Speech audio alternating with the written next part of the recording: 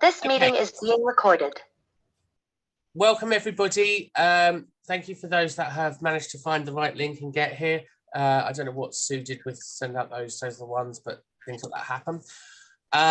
We're going to cover today a couple of clinical skills. So as you know, you've all been booked in for your OSCEs, which is the observation of clinical examination. And basically what will happen when I come out to see you to do your practicals, we'll do the practical and then you're assessed against the practical and then you've got the theory part. So we're going to cover Venepuncture today because this is one of the skills that we cover when I come out to see you. And as I've already explained to you all, the way that you pass Venepuncture training is that you have to take a live specimen from me because I wouldn't let you dare loosen anyone else until you've taken blood from me. And if you can take blood from me, you can take blood from anyone because I will probably be the most nerve-wracking person you can take it from because, yeah, it just will be a very nervous situation for you. Now, with Venepuncture, to date, I have never had a student bruise me. So I would like that to continue. And the reason I've never had a student bruise me is because you won't be doing it in task-orientated mode. You're going to be doing it fully concentrating on what you're doing. And the only way people get bruised, really, through Venepuncture is by not paying attention to what you're doing. So when you do Venepuncture day in, day out, as a phlebotomist, the problem is you end up in task-orientated mode, don't you? You end up being consciously competent, and it's a bit like driving a car. You end up at a destination, and sometimes you don't know how you got there. So that happens in phlebotomy. They end up getting blood, and sometimes they don't know how they got there. Meanwhile, the poor patient on the receiving end has received a few bruises where they've been used as a pincushion. So all the time, you remain competent and conscious of what you're doing. I promise you, you'll be absolutely fine. Equally, when I come out, you will be doing it on simulated arms to begin with. You won't go live on a real arm. So I won't let you loose on my arm until you have demonstrated it several times on an artificial arm. So it's a lot of fun. Now, can I just ask, has anyone ever taken bloods before or given anyone an injection before? I've given injections before. Okay, good. But yeah, I've given an injection before. Good, Marissa's done it. So when you give your first injection, if you remember, you were probably a little bit shaky because nobody likes to inflict pain on somebody because we're designed by default to be kind, caring and compassionate. The reality is, dare I say, with injections and with Venepuncture, the more you worry about it, the more painful it becomes for the person on the receiving end. It is something that you have to do with confidence, because if the needle is wobbling, then that can cause a bit of trauma, and we don't want that. So we really want you to get over these anxieties of needlecraft.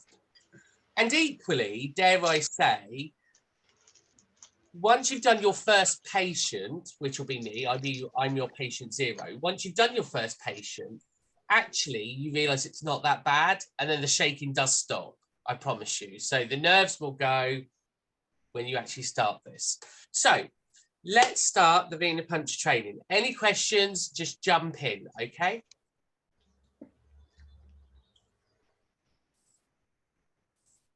So we're not going to be doing domestics and all that lot. You all know the drills now. Obviously, with Venepuncture, you need to do this in line with your policies and procedures. So some homes you might be able to do it if you've got nurses there. If you don't have nurses there, it might be a skill that you don't really do again. But there are benefits to you being able to take blood from the people that you look after. And that's because you've got a therapeutic relationship with them. And therefore, if you do need to get blood samples, it can be less stressful if you do it because the patient trusts you. There's that therapeutic relationship already there. So if you do needle work, please make sure it's in your policies and procedures that you're able to do it. Right, so by the end of today's session, you will be able to understand the knowledge and the practical skills required to undertake venipuncture. And then when I come to see you, you will obviously do that under a supervised condition. And remember, I want you to review your policies and procedures for this. So the first thing to think about is, what does the NMC say about venipuncture, or what does the rule say about venipuncture? Now, ultimately here, you can see the NMC, which is the Nurse and Midwifery Council, state that there are legal and professional responsibilities around this. And what it basically says, or summarises in the end, you must work within the limits of your own competence. And what that means is, we do venipuncture training at level 3. It's an NVQ level 3 skill. Okay, so it's not a level 5, it's not a nursing skill, it is a level 3 skill. And that's because there's only one way you can take blood, and it doesn't get any more trickier up the food chain you go with your degrees and training and expertise. So anyone that has completed a healthcare level 3 qualification could do phlebotomy as an add-on. And equally, you could pay to do this privately. You could go on a course and do your own training to be a phlebotomist. So there's no registration requirements that governs taking bloods, if that makes sense. What it is it's about, do you have the support system around you, and do you have the right equipment? Have you had the right training? And are you working within your own limits of competence? So in other words, you feel safe to do this, because ultimately I will teach you, you will do it, I will sign you off as competent at some point, and when you're competent, it is then down to you to maintain that skill set. So that might be the fact that you do your own revalidation, attend annual training. Alternatively, you can buy the kits on Amazon. They're about £90, the artificial arms. They are a little expensive, but it might be a way for you to maintain your own competence. We know within codes of conduct, we look at responsible bodies, and obviously the Nurse and Midwifery Council clearly talk about corporate responsibilities here. It just really looks at, if you're going to be taking blood, do you have the right clinical environment? Do you have the right resources, the right equipment, and do you have the right insurance? So if you are going to take it, make sure that you're covered. Skills for health. Now, I'm sure you all know Skills for Care, because Skills for Care is your sector skill council, but Skills for Health cover clinical things. So if you've never heard of Skills for Health before, go onto their Skills for Health website. They have their own code of conduct for people that work within health, and basically they set out the code of conduct in which you should do. And like any of the other codes of conduct, it is around the case of doing no harm. So ultimately, you are going to work within your own sphere of competence, and you're going to do that non-malevolence approach. So think of those ethics that we covered last week or the week before. You want to make sure that you're working within your own scope of practice and you're not going to cause any harm. Now, for your phlebotomy training, you obviously have to keep clear records. So you need to be seen at least, I don't know, there's no real guidance on what competency looks like. You're competent until you're competent. When you do the training in the NHS, you normally have to do between 10 and 15. You normally have to do between 10 and 15 samples before you get signed off as competent. Ultimately, there is no real level of what competent looks like. It's when you feel safe to do so, really, is the answer. And ultimately, you need to keep records of the training. So once I've signed you off, you will be given your OSCE sheet. So it's a performance sheet that has a tick list on it. And I will be videoing you as well. So when you do it live on me, you'll have a video to show that you were able to take blood safely and using the correct methods. Because I can't sign you off until you have done it safely and correctly. And then that will be your evidence to prove that you have been trained to the right level. Because if I haven't then trained you to the right level, you'll have me in there going, make sure you do this, make sure you do that. So that will be your kind of evidence to prove that you've been trained. And equally, you will have, when I come out to see you, there's a little multiple choice question sheet just to make sure that the knowledge is up to date. Okay, so that's how the competencies work. So you get a small multiple choice question. You also get your OSCE sheets, and that's how our competencies are stored. And remember, for your apprenticeship, there's a list about 15 to 20 clinical skills. You only need to do 3 of them for your endpoint exam.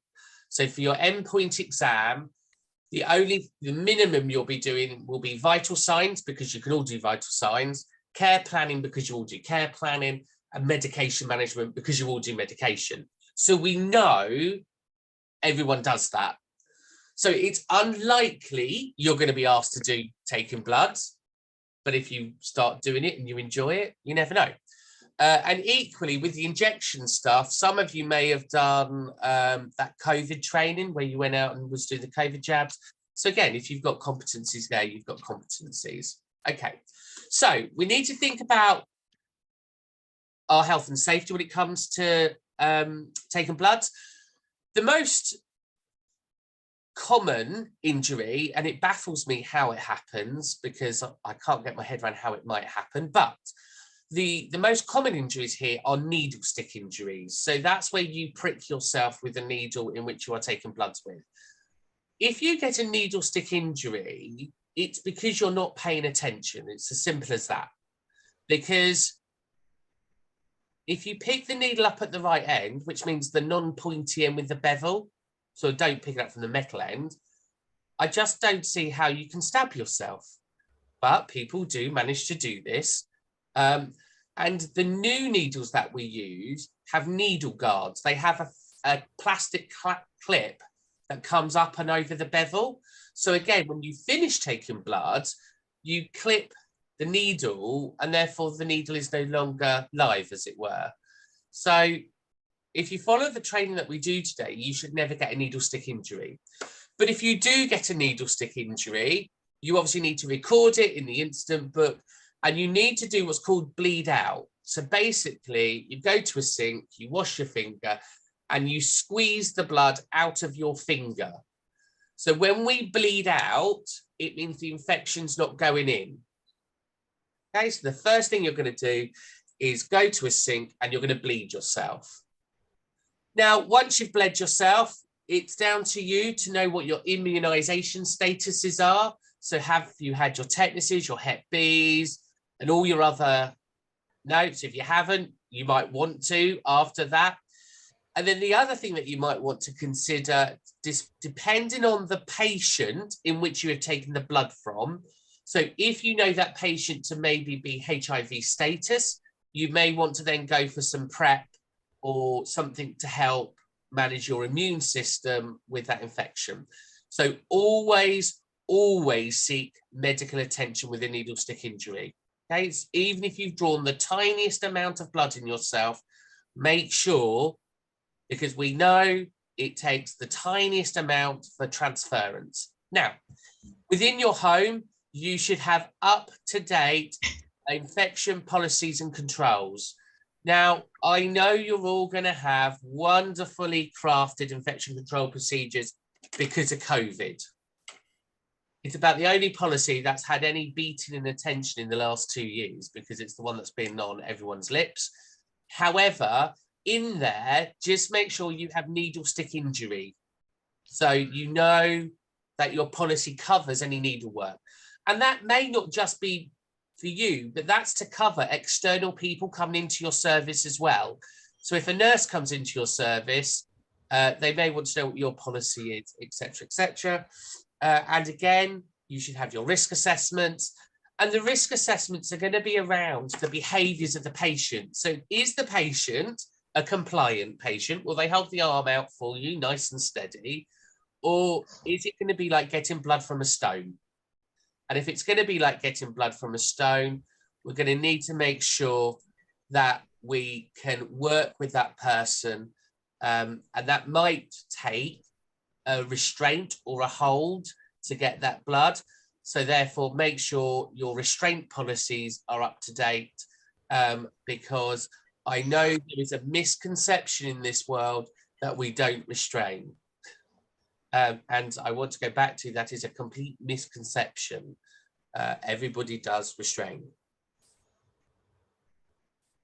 So standard infection control precautions then. Look at things of the spread of things such as HIV, hepatitis B and C, and then you may have other blood-borne fluids which you need to be mindful of with the patients. But again, if we've got our standard PPE, universal infection control procedures, we should normally be well equipped. So before we move on to that, who would like to tell me what your universal infection control procedures are?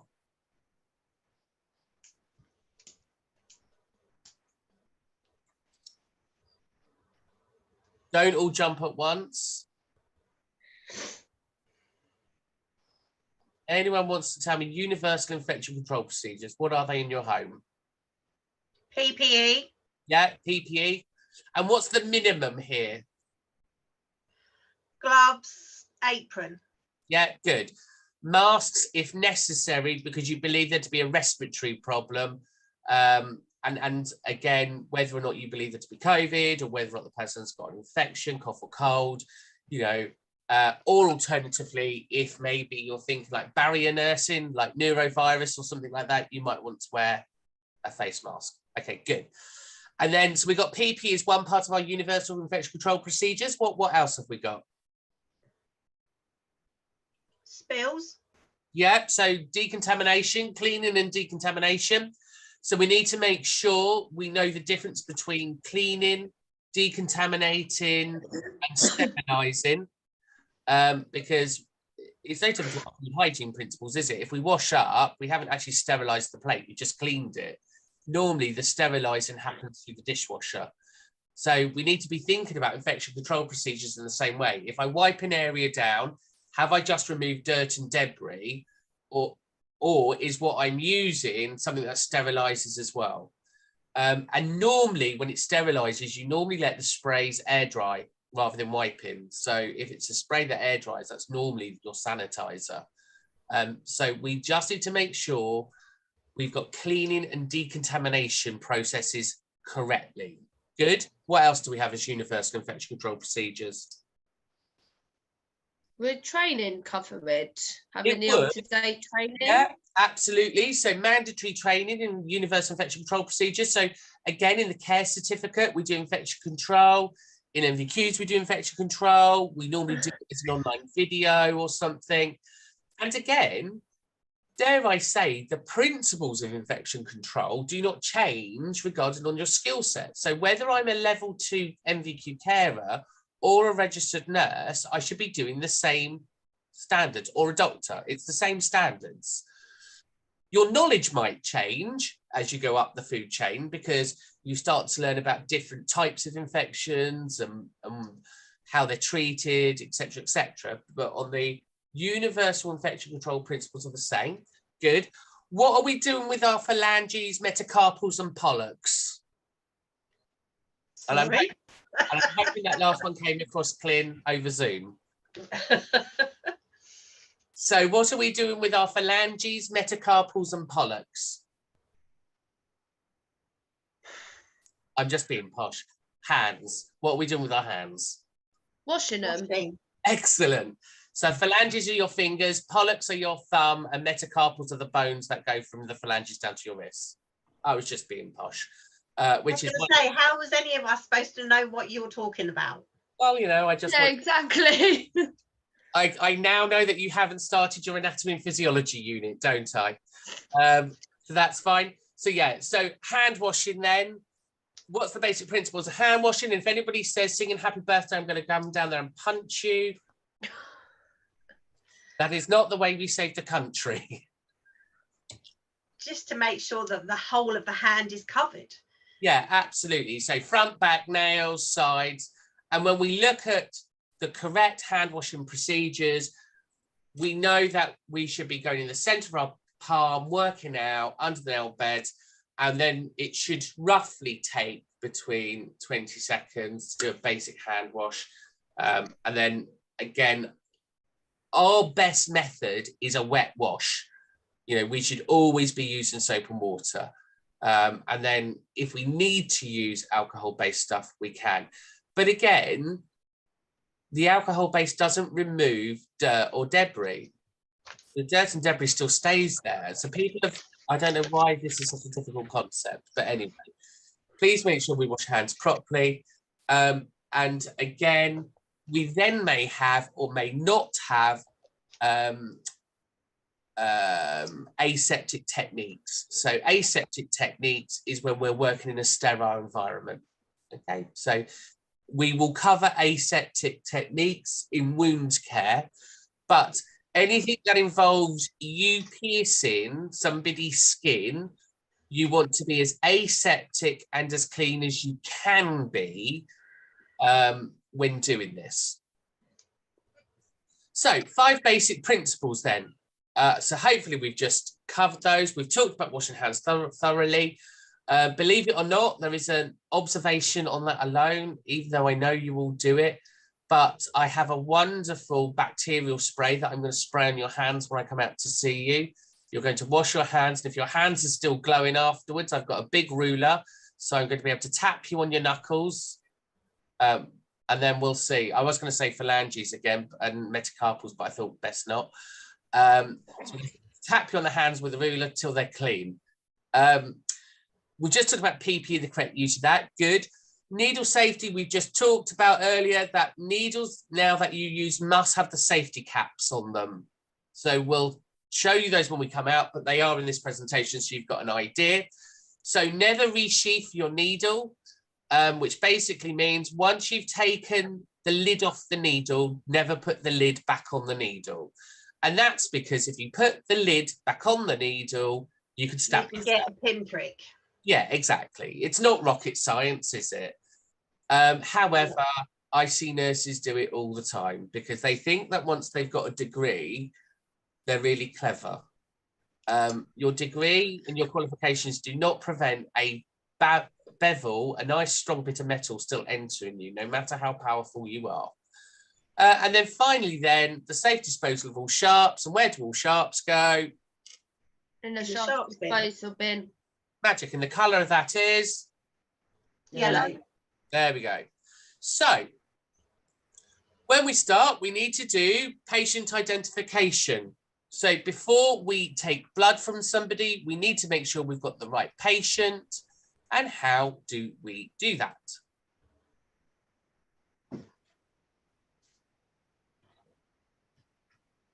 You would ask them first their name, date of birth. We can ask them their name and date of birth. That's good. What if they've got a cognitive impairment and they don't? Photo identity. Sorry, what was that, Karen? Photo identity. So photo identity. So as long as the person that's done the pre-admission has done their pre-checks, then we can accept photo identity. So that's good. And what else if we haven't got capacity?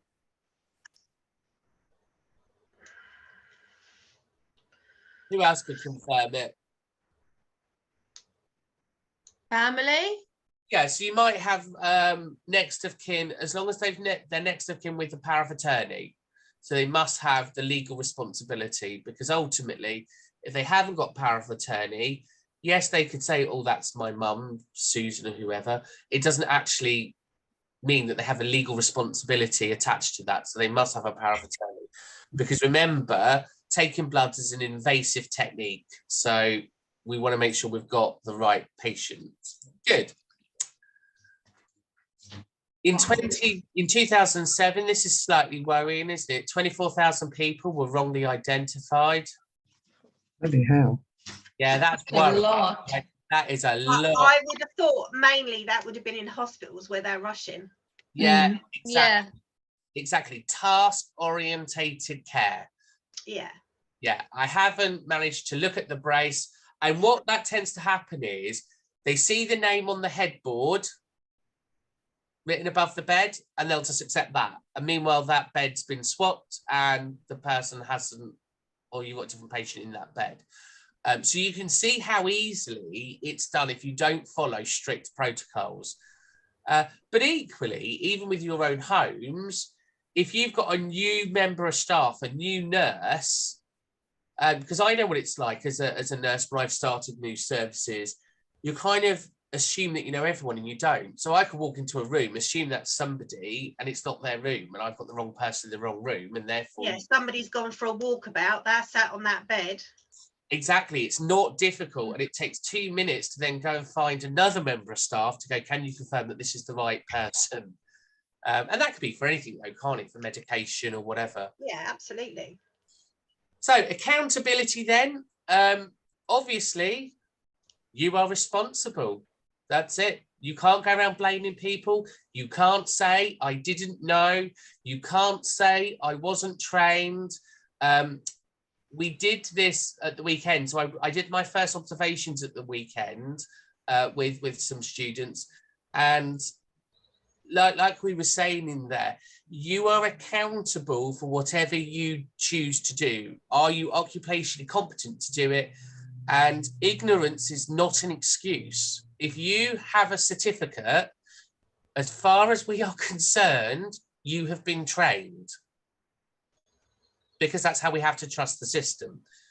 If you are not competent and you hold a certificate, it is down to you to say, I don't feel confident in doing this.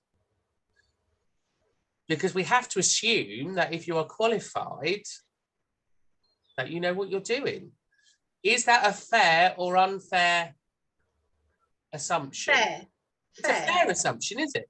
Because if we turn around and say, you've got a qualification, but I shouldn't be trusting it, then what's the point of qualifications? So we have to put accountability on the individual. So even though I'm going to be signing you off at some point, I will only do so if I think you're competent. But equally, you are responsible for telling me, Steve, I know I've done it right, but I still don't feel comfortable. Fine. We'll keep going. Because I do not want you to hold a skill that you feel uncomfortable in doing. And we may get to the point where you turn around and go, I don't think I'm ever going to do this skill. Fine. That's your call as well. You know, nobody's going to make you feel bad if you go, Steve, I just don't think this is for me, taking bloods. I'm not going to make anyone take bloods if they don't want to. Okay? I can't wait. It's the only time I'm going to let you guys inflict pain on me. So yeah, that I can't wait. So we know what blood is and we know what it does, but anyway, it's the thick red flows through your systems. It allows your circulatory system to work properly. Plasma is part of your blood, the serum, the cells, and the volume, and all of this stuff is useful to know in a much more advanced level.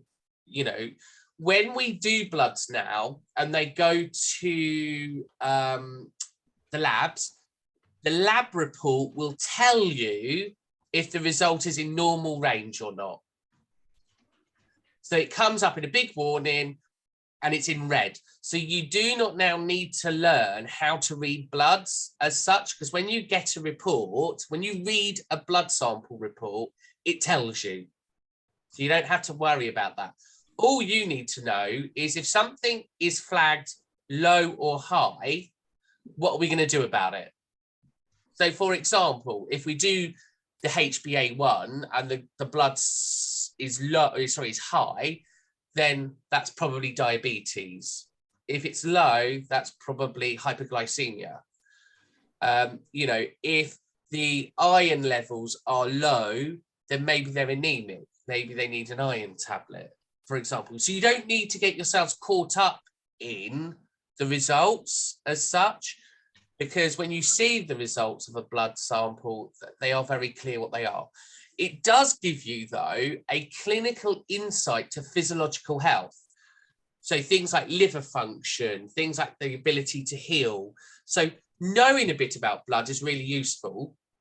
And if you wanted to know more about blood, in your higher education England portals that you've logged into where you've done your skills for care training, you know, your care certificate assessors training, if you type in blood results, there is an online course that you can do in monitoring blood results. So if you wanted to learn more, it's there. You don't need to know it for this course, but if you wanted to know more, it's there for the stretch and challenge.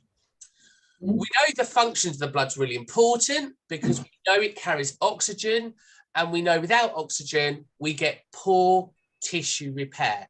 So for somebody with low oxygen levels and low O2 in the blood, if they've got pressure sores or ulcers, we know actually that's going to be a problem for cell repair. And therefore, we might want to consider maybe oxygen therapy to help improve that oxygen flow. So again, you don't need to be a genius here. If the oxygen levels are low, how do we get more oxygen into the body? Equally, we know it carries the waste. So therefore, if there's a problem there, we get that. The capillaries look at the type of the blood that comes out. We can tell whether it's arterial or whether it's from the arterial system or whether it's top surface. So again, when we do wound management, we'll talk about different types of bleeding and what different types of colour mean, because everyone goes, oh, that's a healthy colour of blood. There is no such thing as a healthy colour of blood. I don't know where that came from. So when people bleed, I don't know whether it's to make somebody feel better. Please don't come up with a ridiculous thinking, oh, that's a nice colour. We'll talk about that later. Again, hemoglobins, oxygen levels, the white blood counts. So the WBCs are obviously there for infection. If you have somebody with HIV, knowing their status, the white blood count status is really important because it tells you whether HIV is prevalent or not, or whether they're in remission. And equally, the platelets, you'll need to know the platelets because for homeostasis, if the platelet levels are low, then they're likely to be a bleeder, so a haemophiliac, so they're probably more likely to bleed, aren't they? So therefore, wound care will be problematic. And again, things around congealing. So having a basic awareness is quite useful because if you can take blood and we get regular blood samples, it's useful for you as practitioners to get a copy of that, because normally what happens is the doctor says, oh, Mary needs a blood test done. Mary gets the blood test done. And you go, what are the results? And they go, oh, they're all normal. They're changing that now, though. I mean, I know they are down here, that we actually can access the service users' medical records. Yeah. So you can now access them anywhere. And it is such a useful thing to do because, and I tell you why, this is after a year's experience of working in primary healthcare. In our system, even if it's borderline, so you might be 0.1 point below a high range, and we will go, that's still in normal range. We won't tell you you were 0.01% from an unhealthy range. We just go, that's normal. So being able to access their records will give you a far better understanding of what's going on internally, because doctors do not tell you, do they? They just go, that's normal, that's not normal. That's why we need to do that.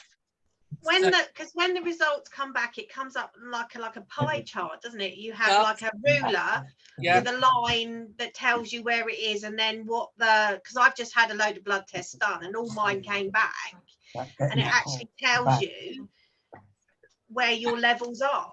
Yeah, so you don't have to go on the days where you had to interpret the results. On the days when you had to interpret the results come in with exact meaning of them. So it's down to you. So for example, if your cholesterol is, I don't know, 1 point away from being high, well, why would we then say that's normal? We would say to Karen, look, Karen, yes. Don't pick on me. Well, you're there. Mine was spot on. I would say, look, Karen, your cholesterol levels are in normal range, but there is work that we can do to improve this. You know, and that's the kind of stuff that's helpful, because we can now prevent illness rather than it increasing to a range that's then unhealthy. Exactly. Rather than saying to Karen, look, you were 1 point away, so next time I take it, you probably will be unhealthy. So we can do preventative work now, where beforehand you couldn't. So accessing those records, looking at those blood results, and being able to interpret them is really important. But like I said, that is on the Higher Education England's website. If you want to do that, knock yourselves out. It's a great course. You may feel like you're drowning a little bit in it, because even I did. When I did it, I was like, oh my God, somebody help me. But just take away the key points and don't get yourselves caught up in the fine detail, because you're not training to become consultants. You just want to know, if it's high, what does that mean? If it's low, what does that mean? Right, so procedure preparation. So here we need to think about the 4 things when we take blood. We need to think about yourself, the environment, the equipment, and the patient. And we say this because when I come out and we do this, it's a new skill. Needlecraft is a new skill. It's like holding a pen for the first time, or a knife and fork for the first time. You've got to learn how to handle a needle and aspirate. And what I mean by aspirate, we mean pulling back the plunger on the needle. So whenever we do any needlecraft, we always aspirate a little bit, because we want to just make sure we're in the right location. So holding something and aspirating can be quite difficult sometimes when we do needlecraft. If you're using the vacuum pack stuff, you've got the needle in, and then you have to clip the vacuum into the needle, and that can cause the needle to glide a bit into the body. We'll explain that when we look at the pictures. So for yourself, you need to learn how to hold equipment in one hand, and in the other hand, you might have 2 files, a bit of cotton wool and a bit of tape. This is where It's a bit like rubbing your tummy and patting your head. Exactly. It's just a new motor skill that you need to learn. And for yourself, it means you need to be present in the moment. So therefore, if you have butterfly brain, and I'm going to say that in the kindest possible way that it's meant, if you have butterfly brain because you're easily distracted or you jump from one thing to another, when you take blood, just do some grounding skills to your brain to go, you up there, be quiet. I need you to be present right now because I have to concentrate. And as long as you concentrate, you can't get this wrong, I promise. And equally, it's about, are you well? Have you washed and decontaminated? If you're not well, have you got a mask on? All of that stuff. So that's where we're looking there. Environment. Are you in an environment, A, where you can communicate effectively, but B, if the patient were to faint, are they in a position where they could faint quite comfortably? Equally, are you in a position where if somebody comes up and knocks you, that needle's not going to go through the vein and puncture everything? So nobody's going to be around you to jolt you when you're doing this. The equipment, there is a lot of equipment involved in taking blood. So have you just got your kidney dish ready? And have you got your tape ready, your ball ready, your bevel ready, your barrel ready, and your vac pack ready? And then finally, the patient, have we done all of the stuff around the patient that we need to be doing? So have we told them about the procedure? Have we gained consent? Do we know what arm is the better arm for taking blood? Have they had a stroke? So is one arm limited compared to another? Do they bleed easy? Do they bleed slow? Do they like blood? Do they like needles? So have we got that understanding about the patient? If you take blood from me, I will go, oh, can I watch? Because I like to watch because I'm one of those people. But equally, you might have somebody that the slightest drop of blood, they've gone pale. So again, what are you going to do? How are you going to monitor signs of recovery? You know, you could take gallons of blood from me and I'll just get up and walk on and go, yeah, thanks a lot. Some people can drop 2 little drops of blood and they're pale and they feel faint and therefore they need some recovery time. So again, do we understand all of this about the patient? So we need the patient in a nice calming position.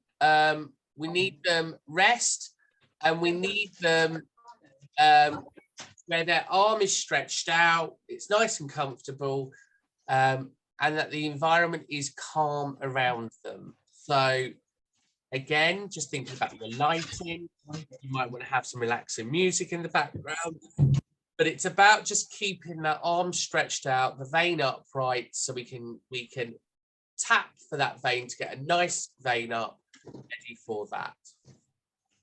So let's look at basic equipment you're going to need. So you're obviously going to need gloves. So you'll notice these are just normal gloves. It's not an aseptic technique procedure, but it needs to be as close to aseptic as you can get it. So in other words, everything should be cleaned and decontaminated. Everything should be sterilized. Your blood should be clear, but it's not an aseptic technique. The tourniquets, so the tourniquets are single use and disposables. Your tourniquets ready. Have you got your bottles? Have you got your alcohol swab wipes, your gauze and your tape? So popping it on afterwards. So yeah, and remember, different types of bottles are for different types of blood tests. So normally you would get an instruction. You would say, we're doing this type of blood test, therefore can you use these color bottles? So again, you don't really need to remember all of this. Normally you'll be told what it is you're doing. So the tourniquet, so this is a tourniquet that you won't be using because it's not disposable.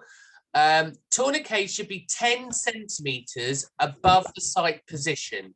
So if for example, if you bend your arm, where the joint is in your elbow, you're going to go 10 centimeters above, and that's where you place your tourniquet. So basically, if you think 4 fingers together is about 10 centimeters. So where the bend in the arm is, 4 fingers up.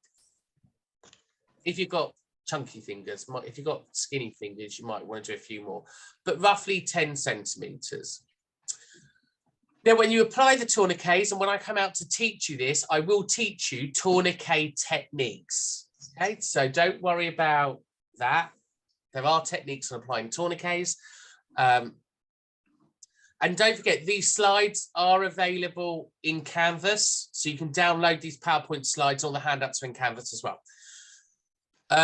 When you apply the tourniquet, you're not trying to obstruct the arterial flow. And what I mean by the arterial flow is, we all know what a stick man looks like, right? If we were to draw a stick man, do you know what I mean? Yeah. Yeah, that's your arterial flow. The stick man is your arterial flow.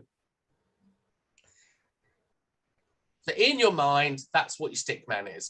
So when you apply that tourniquet, what you don't want to be doing is stopping the blood flow completely. There still needs to be some flow there, because obviously how will the vein fill up with blood? So what you want to do is, when you apply the tourniquet, we're only applying it to raise the vein so we know where the needle site is.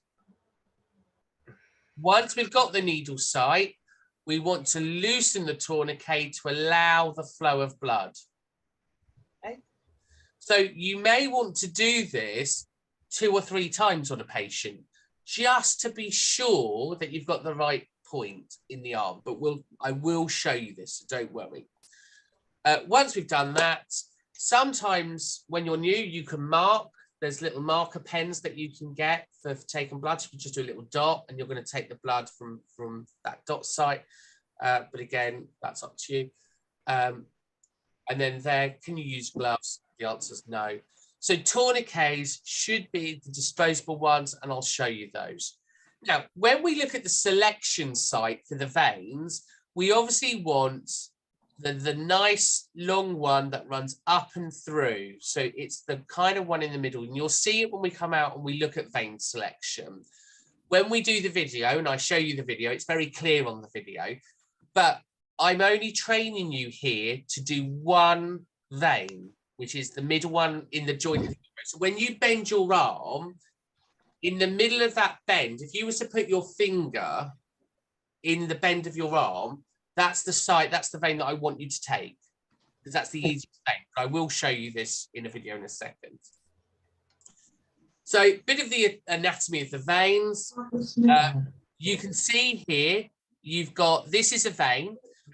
And what you want to be careful of is that the needle goes through the vein and sits in the middle of the canal.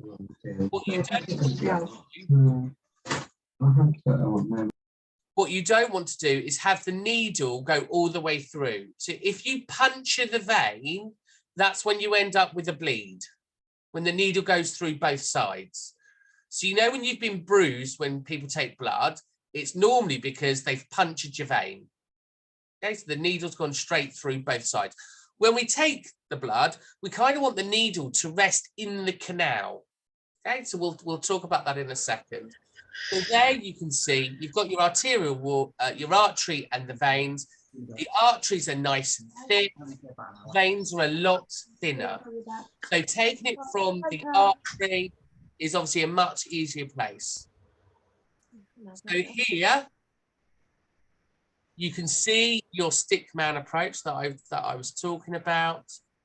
And ultimately we want to take it. So when the arm joins, we've got our medium veins. So we want to try and take it from the medium vein. Okay. And you'll see that when you tie, when you squeeze your arm and you pump your hand, you'll see your vein increase. We'll show you that in a second.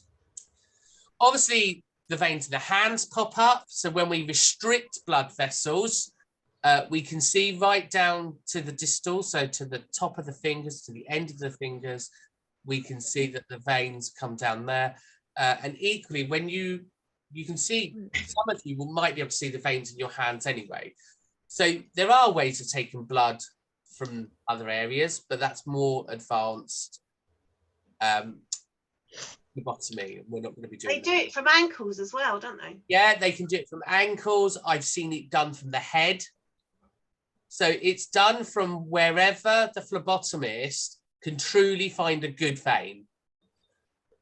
But at the moment for you, we're going to teach you one site, because if you can get it from there from a patient, great. But if you can't, then I would refer that on. So selection sites, what happens when you can't find the veins? Normally, when you can't find a vein, it's because the patient is cold. Because if the patient's cold, the vein's not going to come up. So what you might find is if you get a nice warm towel and wrap that around the vein, the arm, that could raise the vein up. You could rub it, you could massage it, or you could just get them to pump their hand. So kind of make that fist and pump, get them to pump their hand. Because you just want the veins to raise.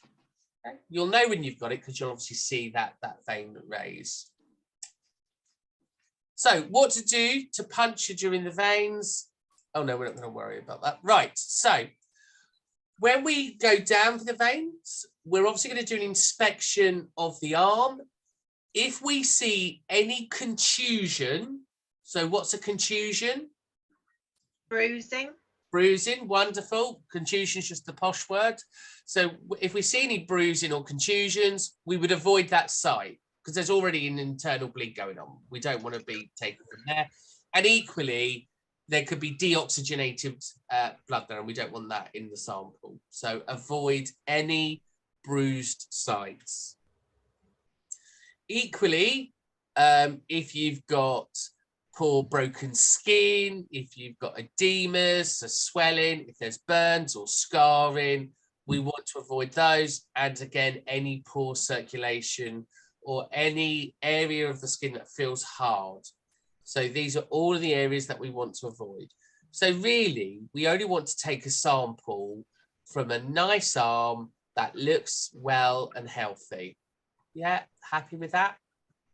That's not covered in tattoos where you can't see the veins. It's going to be tougher with tattoos, yeah, absolutely, especially if they have got all over body tattoos. So yeah, so we want a nice clear arm.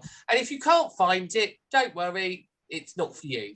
You know, because again, you want to just make sure that you start off a nice, easy patient. So an edema, what's an edema? Black clot, pumping skin, So edemas, blood. doesn't necessarily have to be blood. What? Swelling. Water collection. Yeah, so it's a swelling of fluid. So basically, if we've got lots of fluid there, and we can get that quite easily from sitting down for long periods of time. The elderly normally get it in their ankles, don't they? So we normally then sit them down, elevate their legs, and then we're in that whole debate about have we just now demobilized you and restrained you? But anyway, we want to sit down, lace their legs, and reduce edemas. So if you've got an edemal swelling, that's great. Yeah, that's not in there. If we see damage to the vein, so this looks to me, this looks like a collapsed vein. It's hard to say, but it looks like it's collapsed. So because it's sunken in. So if you have got damage to the veins, we're not going to take blood from those. Okay, and again, you can normally see damaged veins, and they're more related to if you've got somebody with a substance misuse background. So maybe you know that they've been misusing drugs in the past. Alternatively, they may have had a stroke or something, and there's been a clot or something, or the veins just kaput. So do an inspection of the veins. Make sure you're happy with them. So complications then. What complications can we get when we're taking blood with a patient? And I've just given you the first one because I flipped it on. Non-compliant. Okay, so non-compliant. So what would that tell you if they're non-compliant? They don't like having it done. So they don't like having it done. So we do have an issue there around capacity and consent, don't we? So again, is it in their best interest? Do they need this test done? Are there other ways of getting the blood results? Could we do capillary testing for some of the stuff? You know, because the patient has the right to refuse care and treatment at the end of the day, don't they? Ultimately, we've then got the best interest. So if a patient does have to have it done, who might have to have it done as a treatment order? What conditions? I'm not sure. Yeah, no, you were right. Schizophrenia. Have to have it for their clozapine bloods and stuff, don't they? Yeah, exactly. So people with clozapine or lithium have to have their platelets done every 3 months. And that's to make sure it's safe. And if they don't have the blood sample done, then they're not allowed their medication because it wouldn't be safe to administer their medication. And then the problem with that is the moment you don't give that medication, what's going to happen to them? Steve, I've just got to step away for 10 minutes. No worries, Karen. So what happens when we've got a patient and they're not taking... Well, they're likely to go into psychosis or experience some sort of delusions or, you know, Absolutely. Well, yeah. Absolutely. So we've got a chance of relapse. And then, to be fair, all that's going to happen is they're going to be sectioned. They'll end up with a treatment order, and then we'll probably have to take it anyway. So that gets a bit more tricky. So we want to avoid that. What other complications have we got? So non-compliance was one. What other complications? What about like their communication skills? Because some might not be able to fully verbally communicate because of their dementia. Yeah, so communication skills is a problem because obviously we have to get consent, although we could get implied consent. And what that means is they would put their arm out. So if they're putting their arm out, it would be seen as implied consent.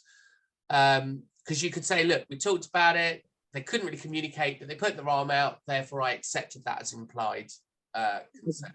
For someone who's got other sort of another sort of a physical disorder, something like, I don't know, some where you might twitch or have some sort of reflex response. Do you know what I mean? So like Parkinson's disease. So yeah, Parkinson's, yeah. yeah, so Parkinson's or Tourette's or a tic or something where there's involuntary movements in the body. So again, we would need to know when the best time of day is for them, because a lot of people with involuntary movements have good times of days and bad times, and they have good days and bad days. So do we need to take it on a bad day? Can we take it on a good day? Equally, it may be something to do with medication. So do we need to do a medication compliant thing? Do we need to do it half an hour after a med? So think about medication there. What else have we got? Does it make a difference, sort of, any, I'm just curious, the blood types or blood, if they've got blood disorders like HIV or anything, I'm not sure. But so not necessarily HIV, because any bloodborne virus wouldn't necessarily complicate a what if they're anemic? Hypertension, Yeah, so high blood pressure, low blood pressure. haemophiliacs, somebody that bleeds, they're complications, because again, if you've got somebody who's a bleeder, you even do the littlest of sample, or warfarin, if somebody's on warfarin. Or any blood thinners, isn't it? Yeah, exactly. Aspirin. Yeah, so anything that thinnens the blood is going to be a complication, and you just need a different protocol for managing that. And that might be, you know, just be prepared to put them in the shock position and lay them down and elevate their feet, but keep the injured site elevated until it's slowed down, or whatever the treatment might be. There's still one more complication to think about. Fainting. Yeah, so the anxiety side.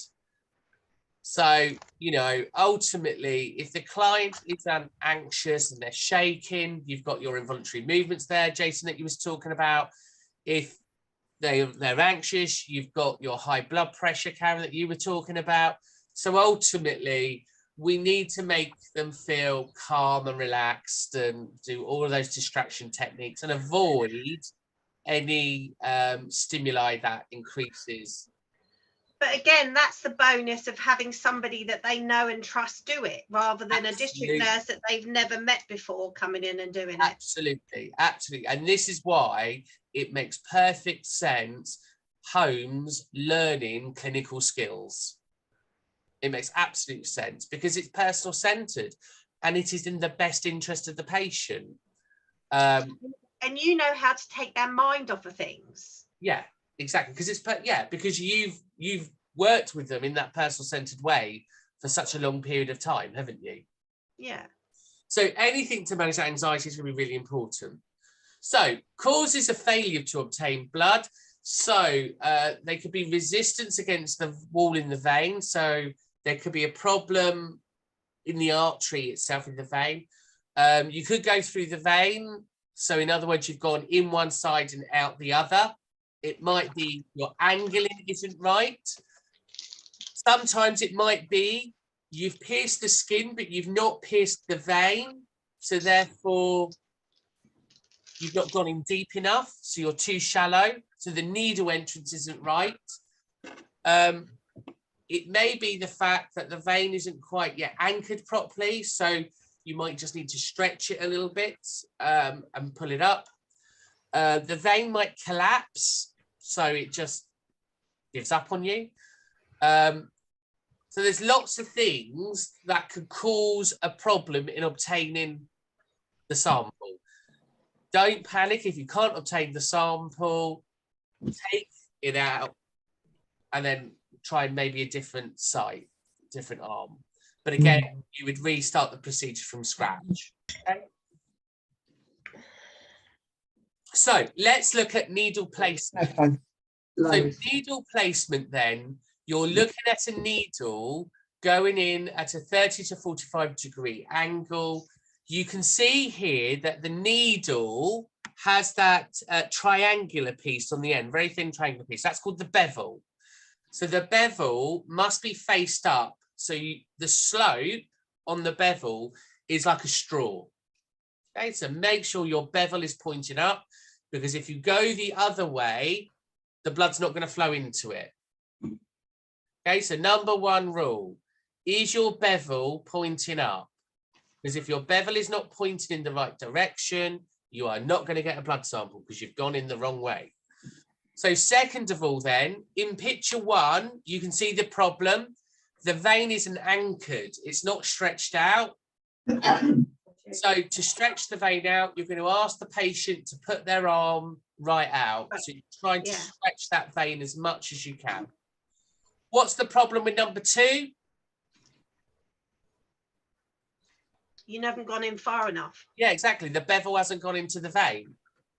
And then the problem with number three, gone too far. You've gone too far. So this is a fine art, my people. You can't see this. In hospitals now, they have, I don't know whether you've seen these, but in hospitals now, they have these wonderful light boxes that actually shine the veins in the arms now, so you can see it. But we're still going to be old-fashioned here. So ultimately, think about needle position. When you go in, it's not rocket science. You're going in at a 30 to 45 degree angle. You need to go in deep enough to get the sample, but not too deep, where you're going to cause a bleed where it goes through either side. And on the third one, the problem with the third one is that person is going to bruise big time because they're going to bleed either side of the vein. Yeah. So there we go. That's what it's going to look like. Yeah, completely avoidable, completely avoidable. So causes of these will be failure to take off the tourniquet prior to needle removal. So it is important that when you start the flow of blood, that you make sure before you remove the needle, you remove the tourniquet. We'll show you this in the video in the technique in a second. The second one was there was inadequate pressure in the site. So in other words, you were restricting the blood flow. So you can restrict the blood flow if the patient is wearing, you know, when people go, oh, let me do your blood pressure. And to do blood pressure, you need kind of a clear arm. If they're wearing a jumper that's rolled up, you're collapsing the vein, causing a tourniquet. So a t-shirt is what they should be wearing. Bending arm whilst applying pressure. So if they bend the arm whilst the needle's in there, obviously that's going to cause the needle to ride and the needle will puncture. So we don't want that. Excessive probing. So this is your needle craft. You've basically gone in and used them as a pin cushion. So you're taking it out, going back in, taking it out, going back in. Yeah, you're only going to do it the once. If it doesn't work the first time, you go to the other arm. Because if you keep piercing that vein, you are going to cause it to bleed. It's not rocket science, is it? You've gone through the vein, so you've gone too deep.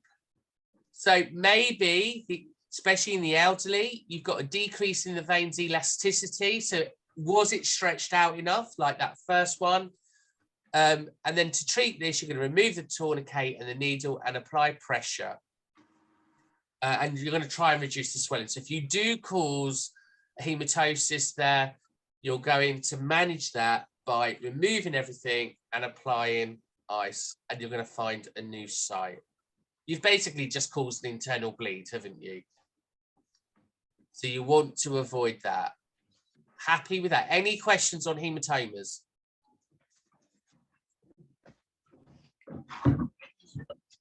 No? Are we all happy on a hematoma? Yep. Okay, so order of draw.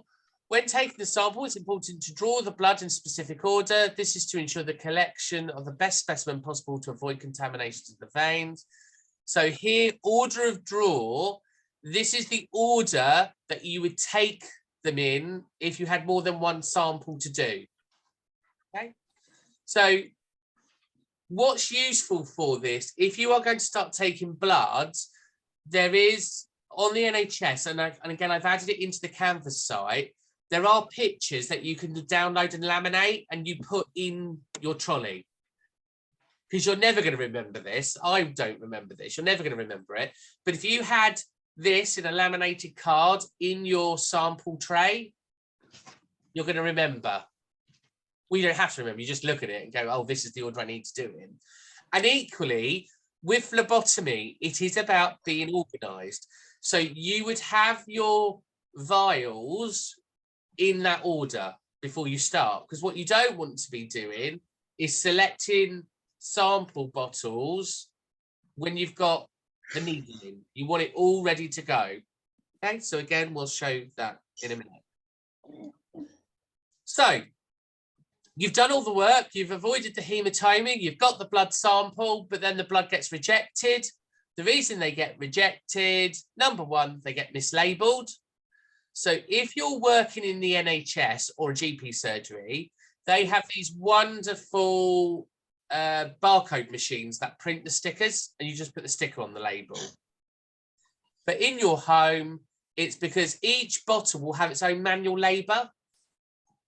Manual label? No, that's not right. Manual label. Yeah, that's it.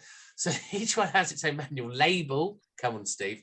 And you would fill that in correctly. Wrong bottle used, you've done the wrong sample. So depending on what the doctor's asked for, you've used the wrong one. Or you've not inverted the sample, so you've not flicked. Probably once you've done a sample, you need to flick it and rotate it 20 times just to make sure that you're inverting it and mixing. And what you can see here in this sample, in the vials, some of them have crystals and fluids to mix them with.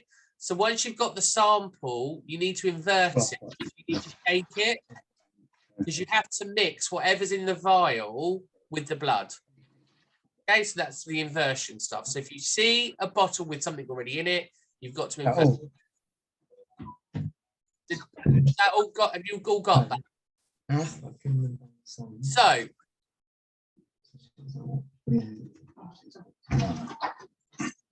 you can see you want to avoid any ruptures of the red blood cells because you want to avoid the cause of the hemoglobins there interacting with fluid. So just make sure with the tubes that you're using the right tubes, and when you do it, allow the blood to enter the bottle slowly. You can't really, to be fair, this is based on more of the old bottles. The new bottles, vacuum packs, they draw the blood in themselves, so you don't. Maybe I borrowed fibre out of it for some. The ones that you need to worry about is if you are doing the sample and you're drawing the sample yourself. So there's two ways that you will take bloods. There's one with a vacuum pack, and there's another with a butterfly. And I will show you. Vacuum now, aren't they? They are all vacuums, but you can still take them manually.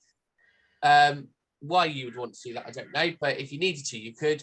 But yeah, the vacuum ones work really well. And again, if you are taking more than one sample, I would do a butterfly, because you can put the butterfly in, tape that down, and then you can take as many samples as you want. But we'll show that in the videos in a minute so you can understand what I'm talking about. Oh, look, there you go. So this is the butterfly. The butterflies, again, just go into the veins. You pop a little bit of tape on. They're great because you're not pulling them. You know, you can use multiple hands to gain blood samples in that barrel.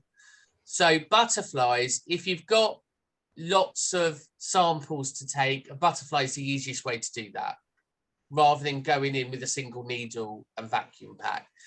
But considerations in the elderly, obviously, you might have trouble getting the blood samples. They are going to they're going to be slower clotting. They do have a problems with communications. And again, if there is hearing problems, dementia, you obviously need to manage those. But that's why it's great for you guys to do these, because you know you're elderly, you know the people that you're looking after. So this wouldn't be something for you to worry about. It would be if you didn't know them, but if you did know them, it's fine. So time to practice then. What I'm going to do now is I'm going to show you some videos. So bear with me and we're going to have a look at the video. Let me grab it up. So,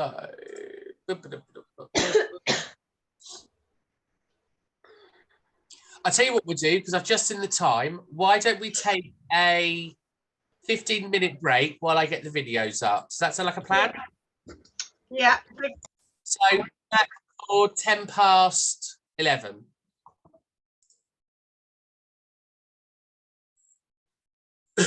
Okay, we'll just give everyone a minute more before we hit start.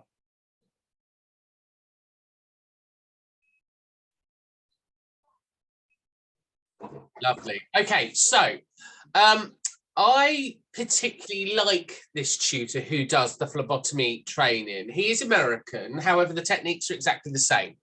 And I've seen a lot of online videos, okay, for this. So this is probably the best one.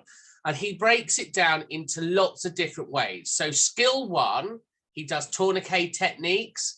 Then skill 2, he starts looking at drawing blood and so on and so forth. So we're going to just view some of those now. And then basically, when I come out to see you, we will practice this and then you'll do it. Okay, so let's get started. Welcome back to Phlebotomy Solutions. Can you all hear that? Discussing skill practices on venepuncture draws on a plastic arm. This is going to kind of give you proper technique.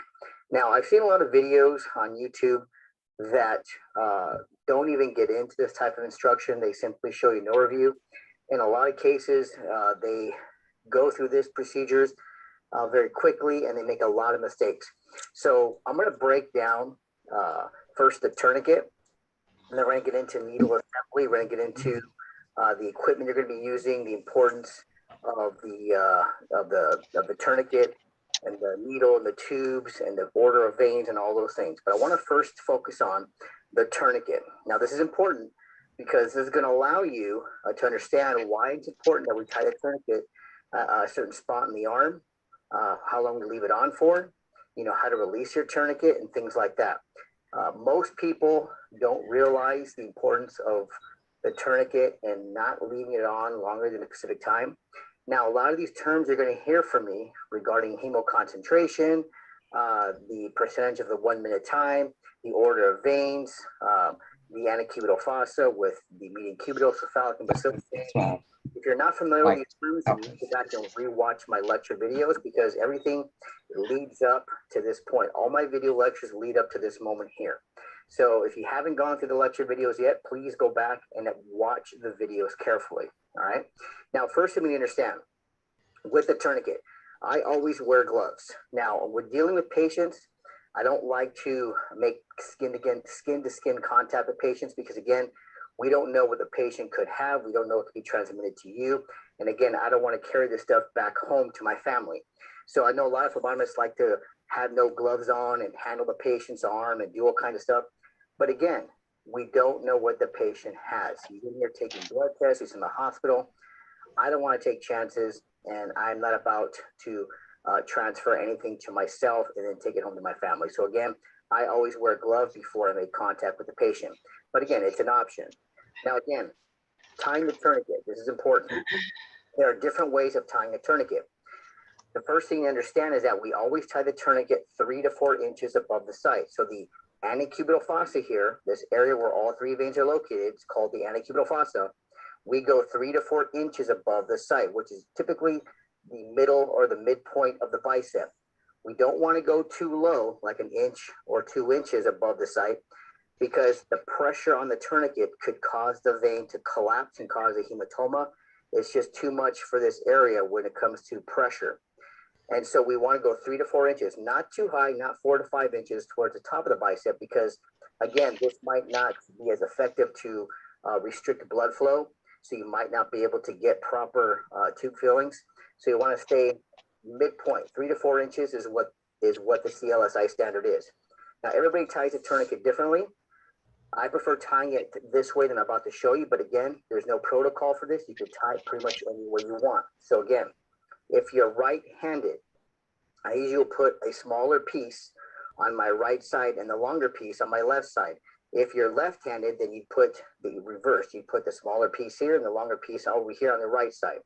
but again, I am right-handed.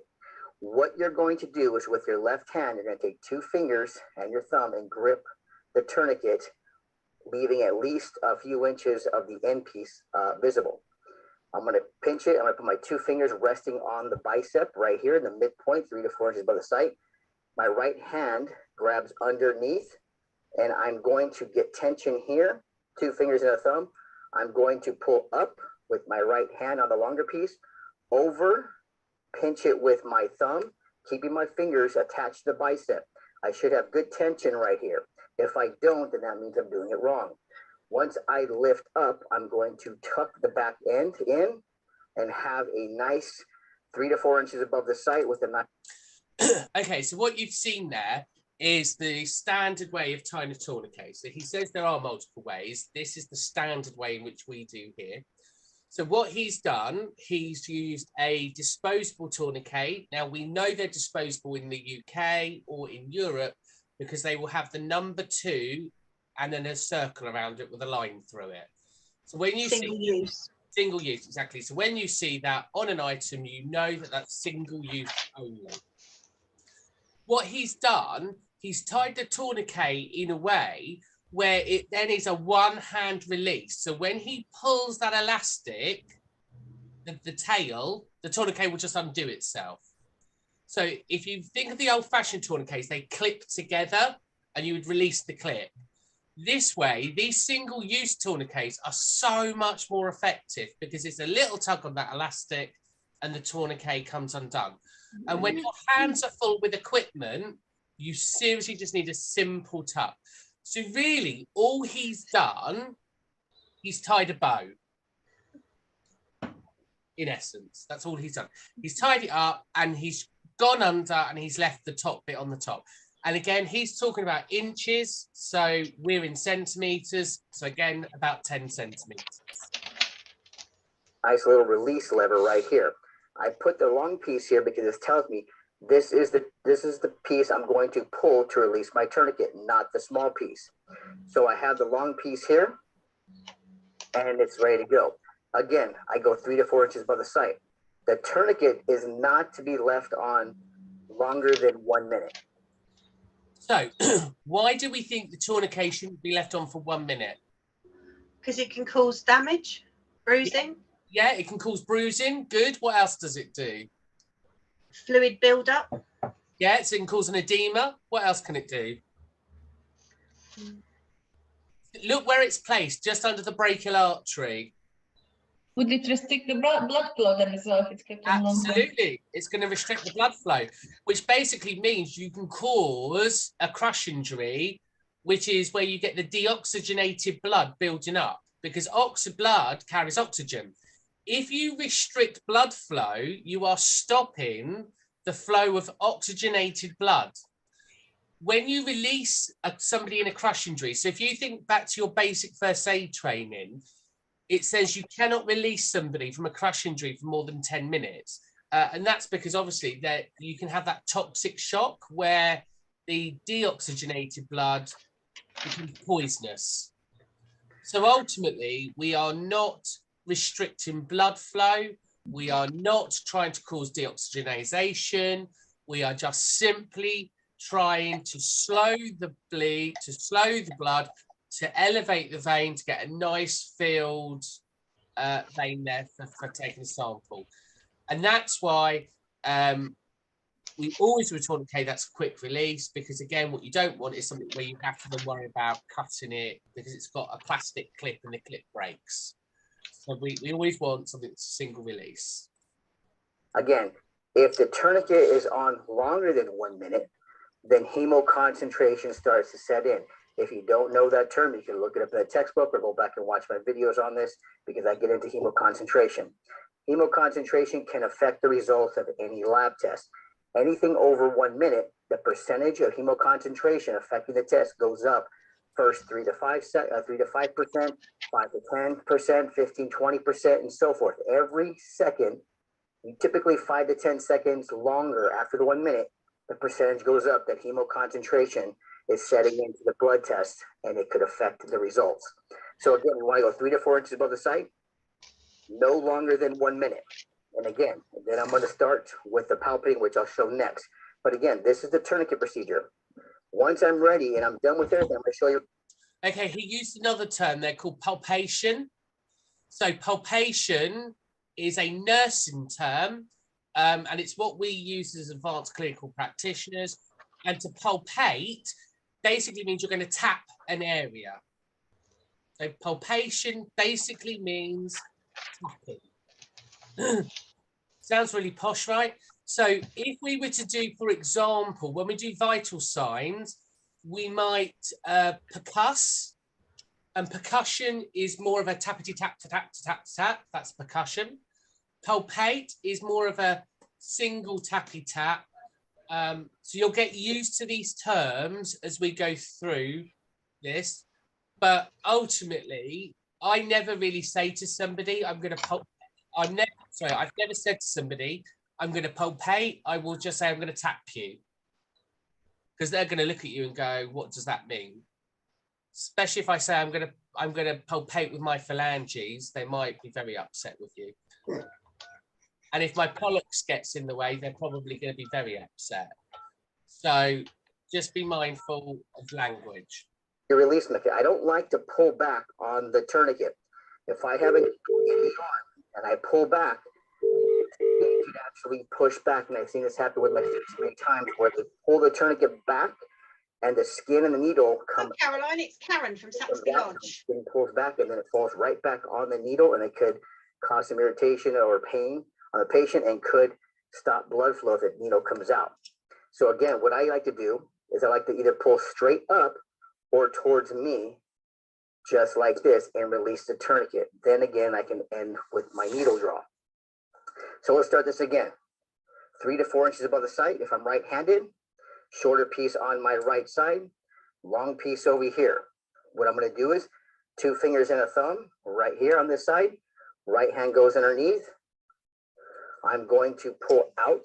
I don't like to pull up this way towards the patient because I can roll the skin on the arm and also pinch some hairs. So I like to pull out in a way to get away from that. And then once I get good tension, I pull it over, clip it with my thumb, lift up, tuck, and there I go. That saves the patient. This is not rolling on the skin. It's not pulling hair. So the patient is more comfortable and it's not too tight. I'm not looking to restrict blood flow like completely. I want to restrict it to the point where I can still get the veins to stay steady and get enough blood flow. If I put the tourniquet on too tight or too high and it's way too tight in the patient, then again, I might not get no blood flow. So 3 to 4 inches above the site to prevent hemoconcentration and to prevent hematoma. 3 to 4 inches above the site. So I will prevent a hematoma from happening or collapse in the vein no longer than 1 minute so that hemoconcentration will not take effect. And again, not too high above where I might not get enough. So again, hemoconcentration is where we are deoxygenating the blood. Okay, so just be mindful of that. Blood flow. Okay, so this is what you want to do. When I'm done, retract, pull towards you, and you're all set. So that's the tourniquet. Hopefully you enjoyed it and you got enough out of it. Again, there's no right or wrong way with the tourniquet. I just do not prefer doing this, where people just like to tie it like in a knot, you know, and then cause pain on the patient this way. Yeah, you do not tie it in a knot because it has to be fast release. Because if you had a problem, you need to be able to get that off because you don't want to be using scissors. So we do not tie it in a knot. It is not the best method to go because then it's harder to release or certain ways. There is a proper technique to tying a tourniquet. So hopefully you can get this down. It's not that difficult. And again, this is tourniquet procedure. Okay. Any questions on tourniquet procedures? No, No? Were we all happy with that? Yeah. yeah, I guess we just have to wait until we test it out now, won't we? Yeah, absolutely. You can practice. You can get a bit of material and just practice tying. Because ultimately, all you want to do is practice the art of Tying. doing a single release. So if you get a piece of material, just cut it into like a disposable tourniquet, like a ruler. So it's only going to be like a ruler piece of material. And then you can just practice tying. That's all it is. That's all you need to do. Okay. So we'll now move on to the second part. Hello, I am Dr. Cindy Parker. Well, we'll ignore her for a second. There we go. All right.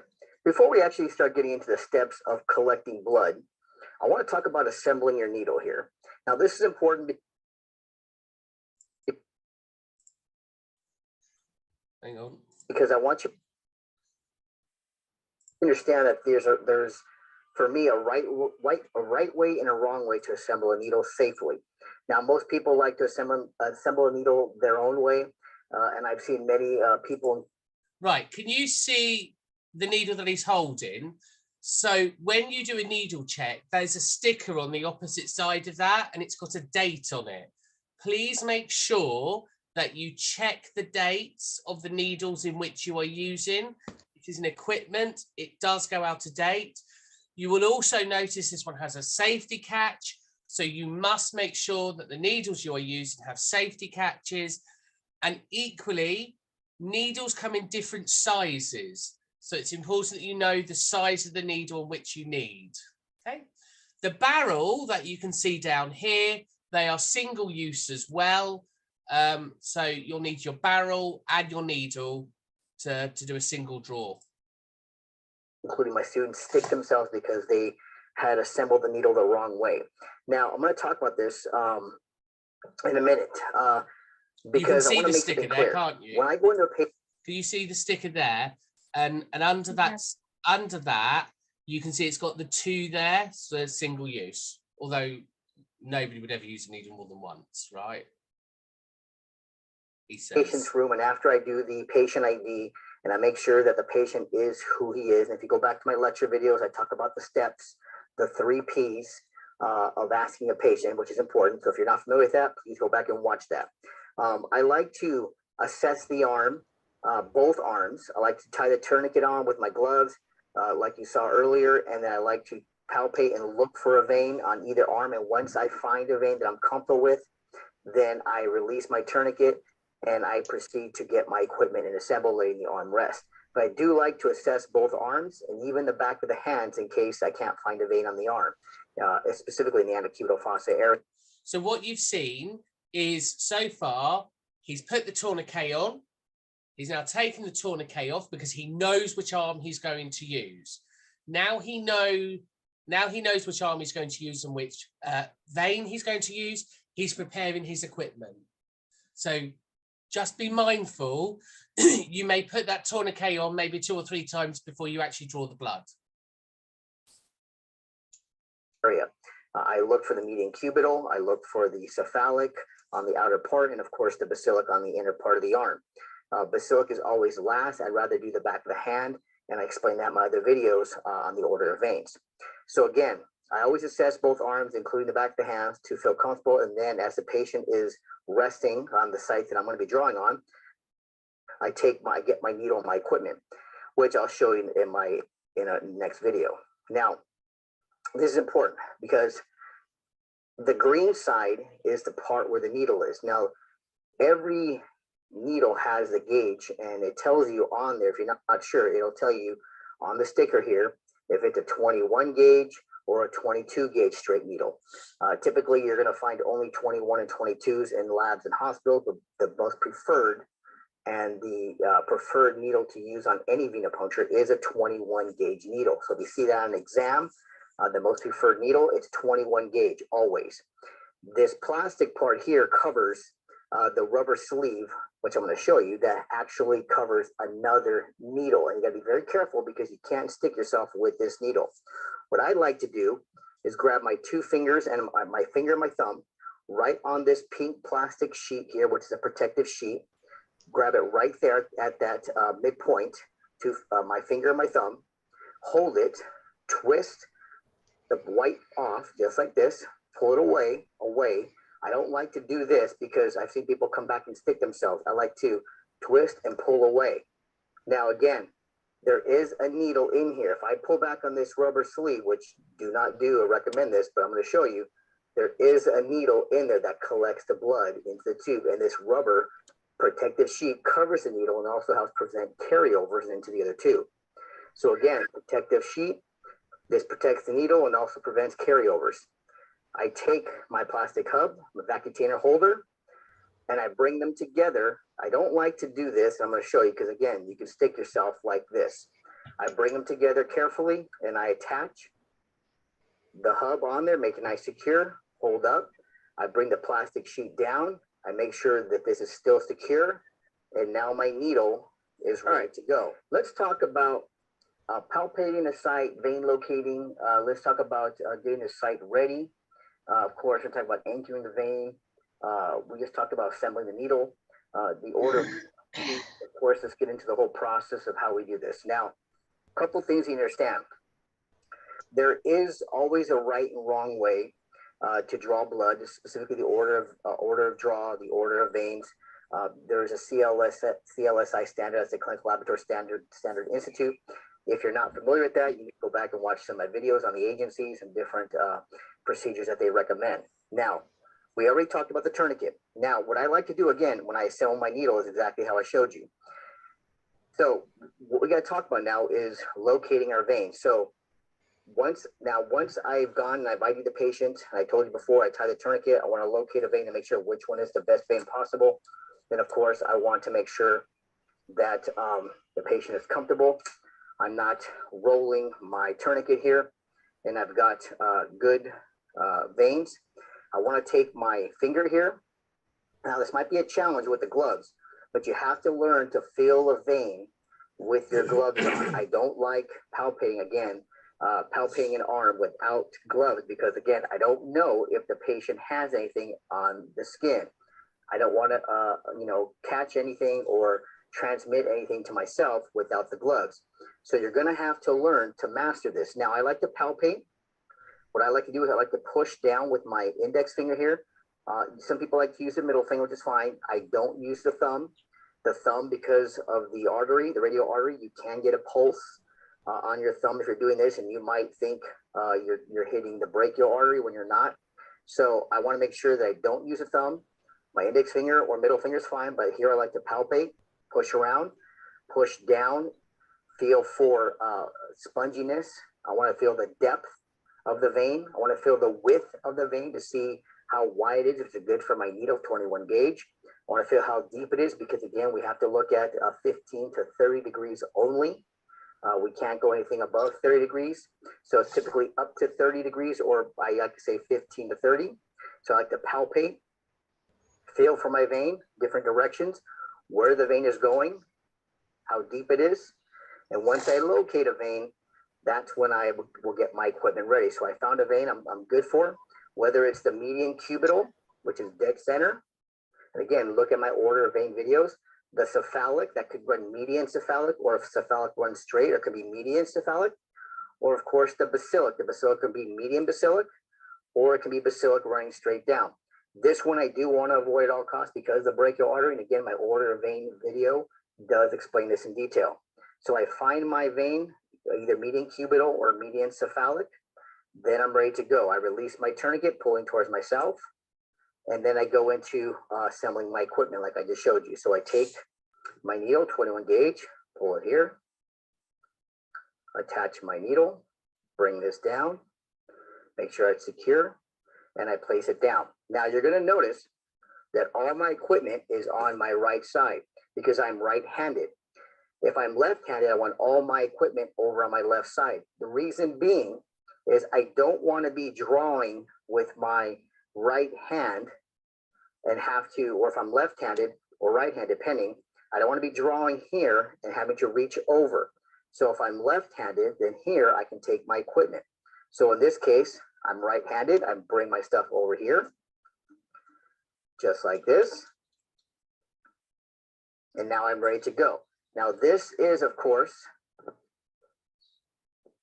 so that when I'm in, I can easily get my equipment. I don't have to reach over. So again, depending on which side, if you're right-handed or left-handed, you want to make sure your equipment is on the side that you're going to be reaching for to grabbing your tubes, not on the side that you have the needle. I don't want to be reaching over because that can cause the needle to move and discomfort for the patient. Okay, so everything here is ready to go. Now let's talk about the alcohol, palpating the site. So here we go. I'm going to leave this on just so you can see the whole steps. Of course, it's going to be longer than 1 minute, but I am basically going to be showing you so that when we do it, you'll see it will not go over 1 minute. So again, I've located my vein 3 to 4 inches above the site, located my vein. I'm going to tear open my alcohol. Now, some people like to take this and just start doing this. And all you're doing is just circling over the site. That's not cleaning the site. All you're doing is taking whatever is on the arm and on the alcohol pad collected and just going in a circle and just distributing whatever's on here. That's not cleaning the site. What CLSI standard is that when you fold your alcohol pad, usually in quarters, start from the center of where you're going to draw from. Let's say I'm going to just say the median cubital is right here. I'm going to start from here and work my way out in symmetric circles, working outward, just like this. So now I have not rubbed the site over. I've worked my way center out, and then I'm good, and I let it dry. Now, some textbooks will tell you do not blow, which you don't. You never blow on the site because some alcohol pads are wetter than others. Some textbooks will say don't even wave your hand. I don't mind this. This is not going to stir up air current. If I'm breathing and talking, that can stir up air current. If you're blowing and you're bringing your mouth to the site and putting whatever's in your mouth on the patient. Now, again, you cannot touch the site. You cannot repalpate. Once you alcohol the site, it's off limits. So you better know where you're going. This is where your skills kick in. And as many times as you do a blood draw, that's going to tell you where it's at. You should automatically be focused on where this is. And I'll show you another technique afterward about marking the site with your cap here before you alcohol. Now, once you're ready, when you're ready to uncap the needle and you're ready to go here, your 2 fingers and a thumb, basically you're going to turn your hand face down, palms down, as usually I like to say, and I like to grip the cap of the needle, and I like to pull away. Try not to twist and pull, because if you twist and pull, you could actually take the needle and unscrew it. So palms down, grab the pink protective sheet and pull away. This is the best way to retract without doing this. Do not pull away this way, away, and do not pull it towards you, simply aside and away. So let me show you one more time here. Use the scoop method. Right here, 2 fingers and a thumb, palms down, grip the cap, pull away, set it down, and now you're ready to go and you're ready to draw. This is very important here, because if you look at my needle, the bevel, which is the shaved part of the needle, must be always facing up. And that way the lumen of the needle is facing up. If it's not, if the needle is sideways or upside down, I won't get blood half the time. The needle or the bevel can be against the vein of the wall, blocking the lumen. I could be upside down, again, blocking the lumen. I could be halfway in. I've got to know that the bevel is always up. I always hold this 2 fingers and a thumb. Everybody holds it differently. For me, the most comfortable way is 2 fingers and a thumb. What he's described there, the 2 fingers and the thumb, is the most sensible way of holding your needle and bevel. Your needle and barrel. And that's because when you go in, you can't then go that deep. Your fingers will block the needle riding in deep. So if you hold fingers and thumbs, what happens is, because of the chunkness of your fingers and the bevel, when you go in between that 15 and 30 degree angle and you go in, naturally your hand stops the needle riding too deep. So it's a great technique to do fingers and thumbs. I'm leaving enough room here in the back for my tubes so I can get my tubes in and out, which I'll show you. So they're free to use the little phalange grip here to push in. So I like to use, of course, 2 fingers and a thumb, leaving enough room here, and I feel more comfortable so that when I'm ready to go in, I have a perfect set spot for my fingers. Some people hold it differently. Some people hold it like this. It's a little harder for me to get to.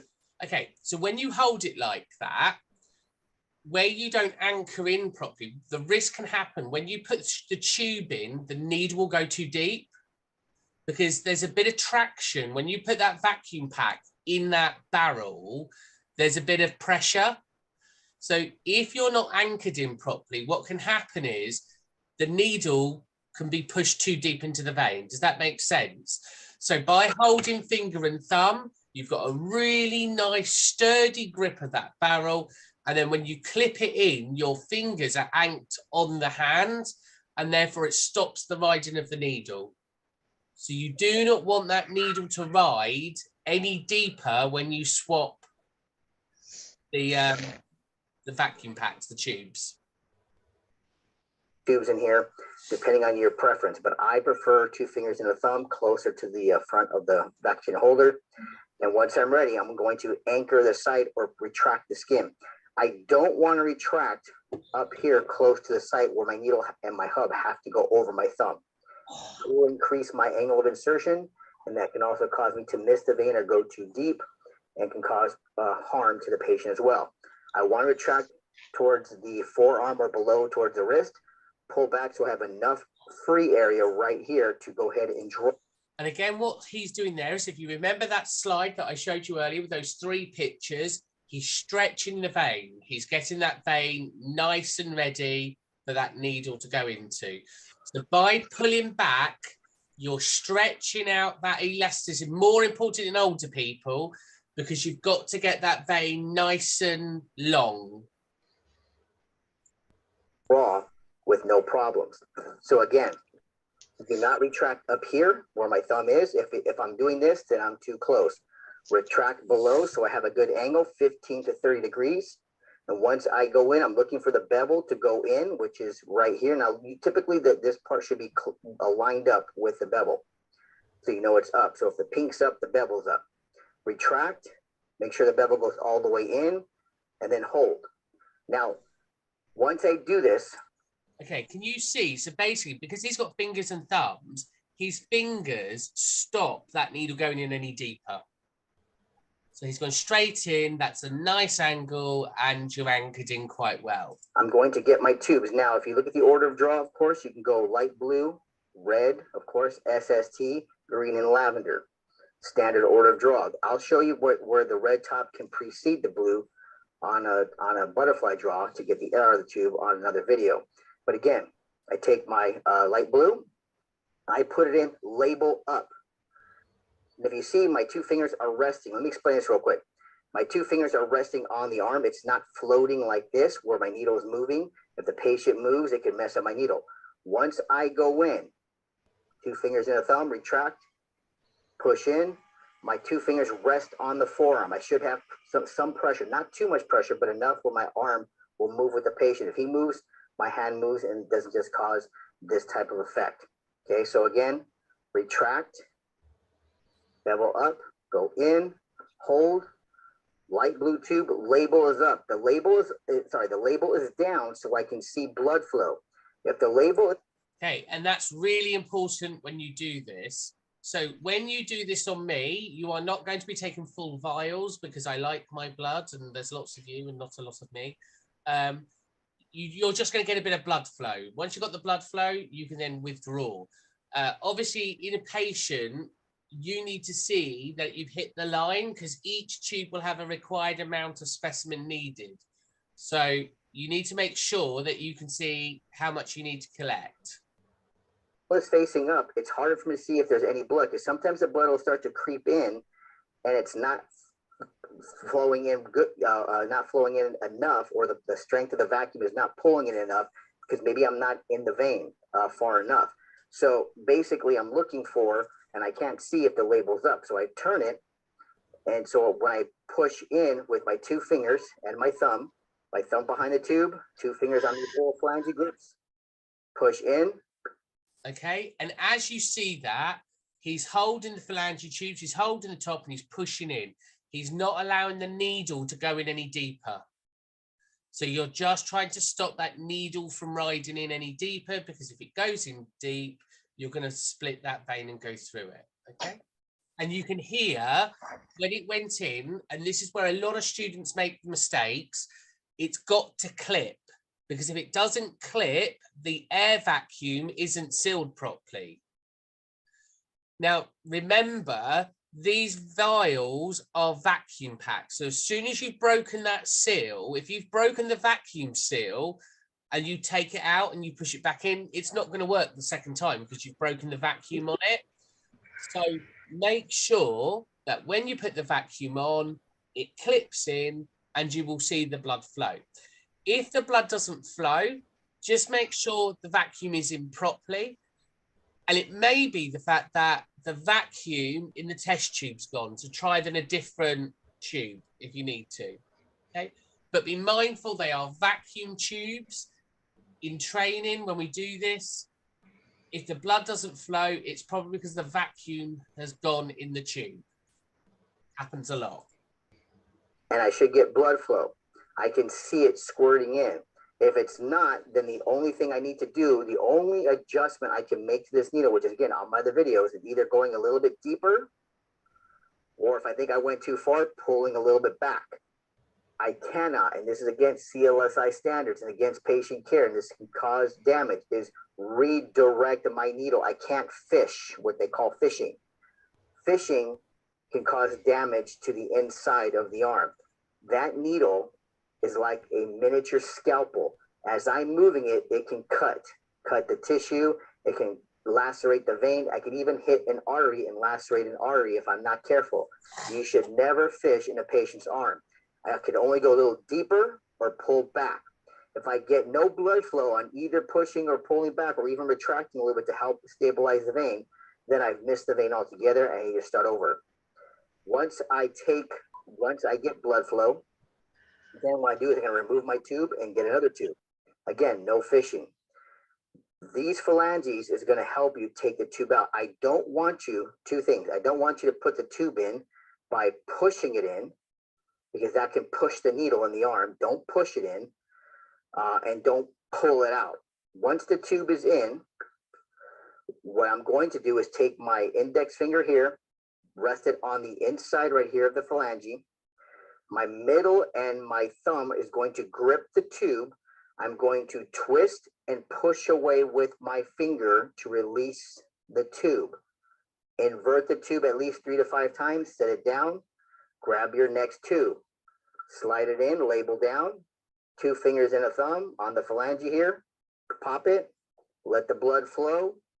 My index finger rests right here, middle and thumb twist and push away. Once it's full and it's stopped, this will help release it, invert, bring it down. SST tube next, then my green and lavender.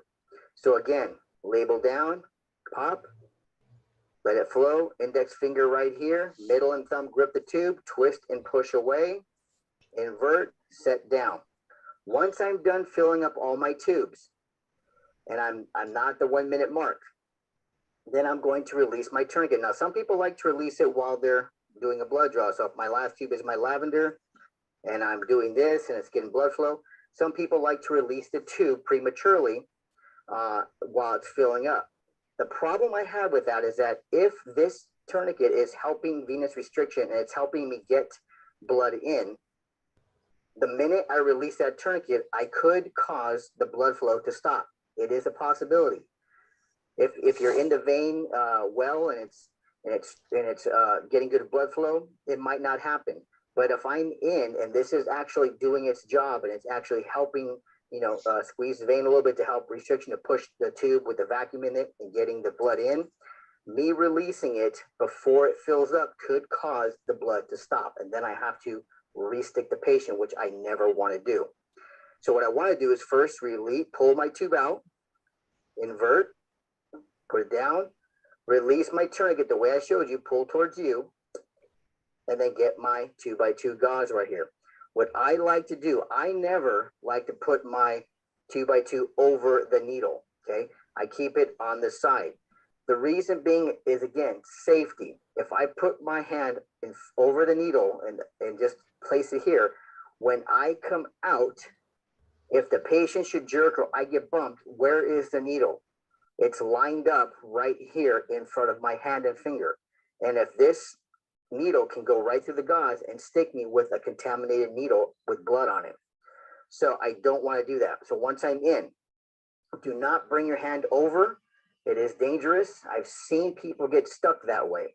I come on the side right here next to the arm.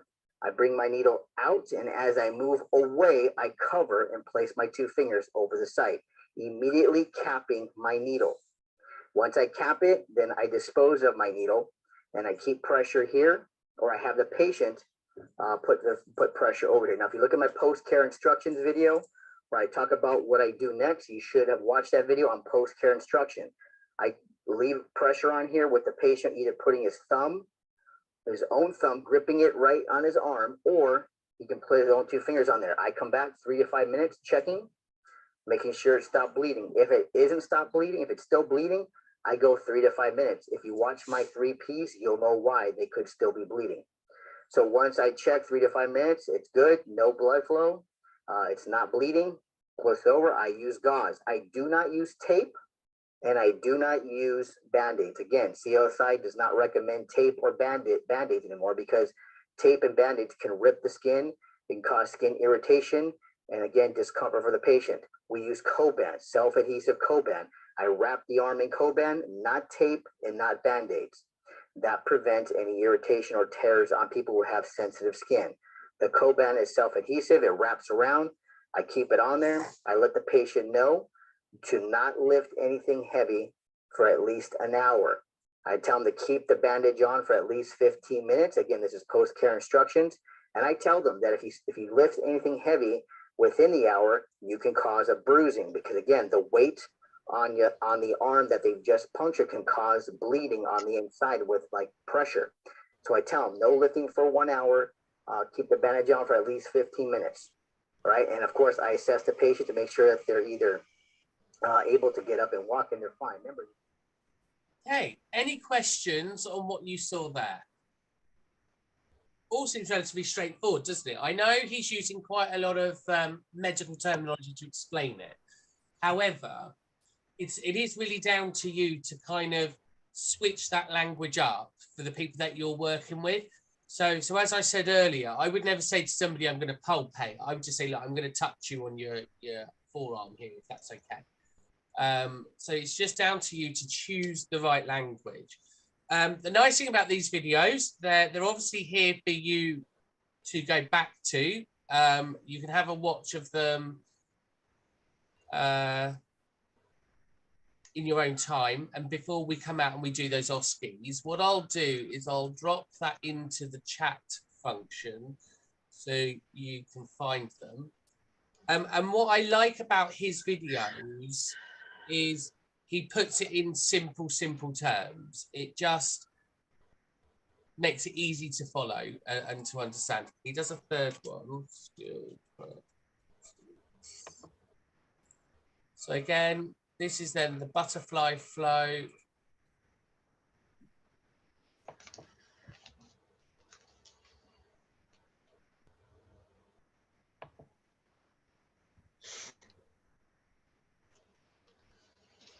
Business presenter, stop! Sight. Do not allow your patient to pump the fist. This can cause hemoconcentration, just like the tourniquet being left on longer than 1 minute. So the same effect of a tourniquet being left on for 1 minute is the same effect of pumping a fist like this, or getting a ball to squeeze. You don't want to do that. The antecubital fossa area should not be, used by the pumping of the fist to try and get those veins up. That can cause hemoconcentration, and it's been tested and known to do that by labs. So no more pumping a fist. Don't give them anything to squeeze and pump. What I usually will have the patient do is just make a fist and hold it, but don't squeeze or pump if I'm drawing from the antecubital fossa area with the 3 major veins. So again, no pumping. Keep that in mind. I forgot to mention that in the straight needle draw, but I'm mentioning it here. No pumping on either site when you're drawing blood on the hand or on the area of the break of the elbow, the antecubital fossa area. All right, let's talk about the back of the hand and drawing from the back of the hand, which veins and how we do this. As far as steps and procedures go, nothing changes except for one thing. The veins, there's no order of veins here. As we had above in the up at the back break of the elbow, the antecubital fossa area, we have the median cubital, the cephalic, and the basilic vein. Here, we just have the dorsal metacarpal veins, and they go from the knuckle up to the wrist area where the watch would go.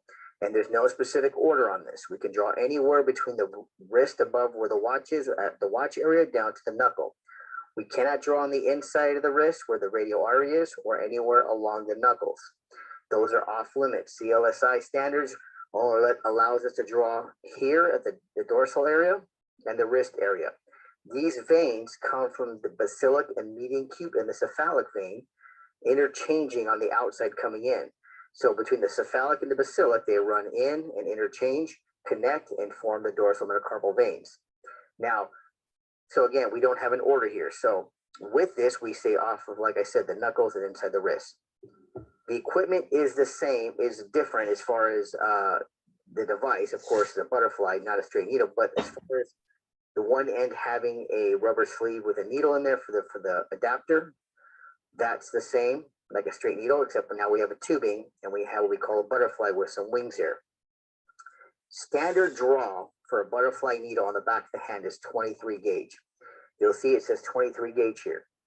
We don't want to use a 21 gauge in the back of the hand, typically because the needle is too big and it can collapse the vein. It's a little more painful for the patient, and it's just not necessary. So a 23 gauge is perfectly fine. If I want to use a 21 gauge butterfly, I would use it where we did the straight needle at, and I would draw there in that area of the break of the elbow. So I want to reserve my 21 gauge. So when I do the median cubital or cephalic vein. So just to recap on that, what he's basically saying is the needle size, if you are going to take it from the forearm, from the elbow, that join, you're looking at a 21 gauge, and that's for the needle or the butterfly. But if you're going to do just the lower hand, then you're looking for a 23. So they're the only difference in the sizes that you need to be recorded. So 21 for upper, 23 for lower. Okay, that's the only size bits you have to remember. So which is the bigger one, the 21 or the 23? So 21 is bigger than 23. Thought so. Yeah, it's a bit odd, right? It sounds a bit odd because obviously the ones up in the arms, you've got a bit more space. The veins in the hands are a little bit tighter and smaller, so you need a smaller needle. Look at the elbow. Okay, so the antecubital fossa, where all three veins lie at the wrist area, is where I want to use my 21 gauge. Here, I use the dorsal metacarpal veins. So again, same type of equipment, just more of a butterfly. And of course, my tubes, my tourniquet, my alcohol, and of course, my 2x2s here. So again, we always look at 3 to 4 inches above the site for my tourniquet. So I'm going to tie my tourniquet the same way. And there's no order of the veins, so I don't have to worry about searching for one. I just look at the same one I have. Here's my tourniquet tie. Now, again, I want to look here and kind of find the best vein that I can find. What I'm looking for is a vein that's not too big, not too large in fat, because those can collapse a little easier. But I'm also going to look for a nice sturdy vein. Here's the other thing. If I'm dealing with a neonate or an infant, I'm using a butterfly, whether on the hand or even on the break of the elbow. I don't want to use large tubes. These are adult-sized tubes. The vacuum is stronger, and if I use these on a neonate, it takes too much blood out on an infant, and that can cause some serious problems. I have a video on this dealing with blood cultures, and of course, finger sticks, capillary sticks on infants, heel sticks. And I give a chart on how much blood we're allowed to take out. But we have tubes that are a quarter of this size for children, basically 8 years, 7 years and under. And we want to make sure we use those tubes if we're dealing with infants or newborns. So what you might find, not that you will ever do this with children and newborns because we're doing adults, but if you had to, what would normally happen is sometimes you're better off just doing capillary samples, so where you just prick it and bleed it into the tube, rather than doing a whole, because you can do a heel prick, a finger prick, and you can still gain a blood sample. We do cover capillary blood samples later on. So just be mindful that babies and infants are really tricky to do. And that's not because babies all look like Winston Churchill, and they've got a lot of fluid around them, and they're a little bit more chunkier, so it's a lot harder to find the veins. So actually you're probably thinking, if I can't find the vein, then perhaps I should be doing a heel stick or just a capillary sample. It's not large tubes like this with vacuum, so keep that in mind. These are for adults, and we want to make sure we keep them for adults. So again, the assembly of the equipment is always the same. Again, I take my sheet off of here, and I get my vacuum container holder, and I attach it the same way, screw it in, and I'm ready to go. It's simple and it's easy. This does have a plastic sheet over the needle, so when I'm ready to take it out, I have it, no problem. So once my equipment's ready, my tourniquet's on. Again, I fold up in quarters, work for the center out. If I'm locating my vein right here, I go 3 to 4 times center out. I do not rub over the site. We discussed that earlier in a straight needle draw. That's a no-no. So again, take my butterfly here. There's different ways to do this now. People have asked me, how do you handle this vacuum cleaner holder? Couple of ways. I can either hold on to it with this hand, pop my needle in. If I'm able to let go, then I can let it go and get my tubes and go in and out through here. Or I can actually put it in this hand here, grab it with my 2 fingers, go here and here.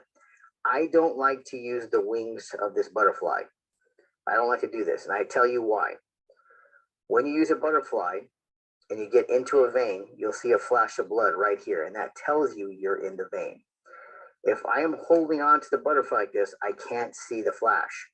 So for me, I like to use my 2 fingers and a thumb towards the back here, enough so I can see the flash. So when I'm in, I stop, just like I did with the straight needle. I hold here, in, stop, and now I can go ahead and do this. Get my tubes and go in. I can. So as you just saw earlier, he was holding the barrel in the same hand as the butterfly. That's easier because you've then got your other hand free to pick things up. So if you can manage to put the butterfly in with one hand and hold the barrel in your hand at the same time, so you've got the butterfly in your fingers, but the barrel in your hand. Does that make sense? That makes it easier because then you're not fiddling around with swapping it about and all of that lot when you have to pick up other things. I can also leave my tube already in here, just not all the way in, just like this. And when I'm ready, I can just pop it in. But again, I hold 2 fingers and a thumb and go right in through here. So if I'm going to draw, I like to go from right here at the side. Here's the vein. I don't like to go directly in the vein because veins move. And if this vein moves, if I go in, that means I'm going to have to redirect my needle and start to fish in order to stick my needle in the vein. And again, there's no fishing. What I like to do is I like to come at the side of the vein right here, just centimeters before the vein, go into the skin, push the vein through and pop it in. If the vein moves, that's okay. I can just keep moving forward until the needle pushes into the vein. So I don't go directly in, I come at the side and go in. Remember, no fishing. This is a scalpel, little micro scalpel. If I start to move it around like I did, like I told you earlier on the straight needle, it can cut. You can lacerate the vein. If I was doing it up there at the break of the elbow, I can lacerate a nerve. I can hit a tendon. I could, hit the artery. I don't want to do that. It's very painful and you don't know what damage you're doing underneath the skin. So no fishing. Once I go in, then of course I can let it go if I'm able to. That's fine. Get my tubes, pop them in, pull them out, invert, set them down, get my tube, pop them in, set them down. One thing I wanted to mention that I forgot to mention in the video was how we anchor or retract the skin. Now, before I go in the needle into the vein here, I want to be able to hold the hand here with my thumb underneath the hand with my fingers on the thumb and just retract and pull down at the knuckle, draw back and pull down as the needle is about to go in. So my anchoring and retraction here is push down, squeeze and pull down on the hand. I can have them relax their hand underneath my fingers here, use my thumb at the knuckle, and then pull down and retract and anchor the site. That way my needle can get in. Also, let's not forget the 1 minute rule on the tourniquet. Very important. Now, if I'm going to show you something here, I followed the order of draw, but I shouldn't have because If I'm drawing a light blue tube, this tubing here has air.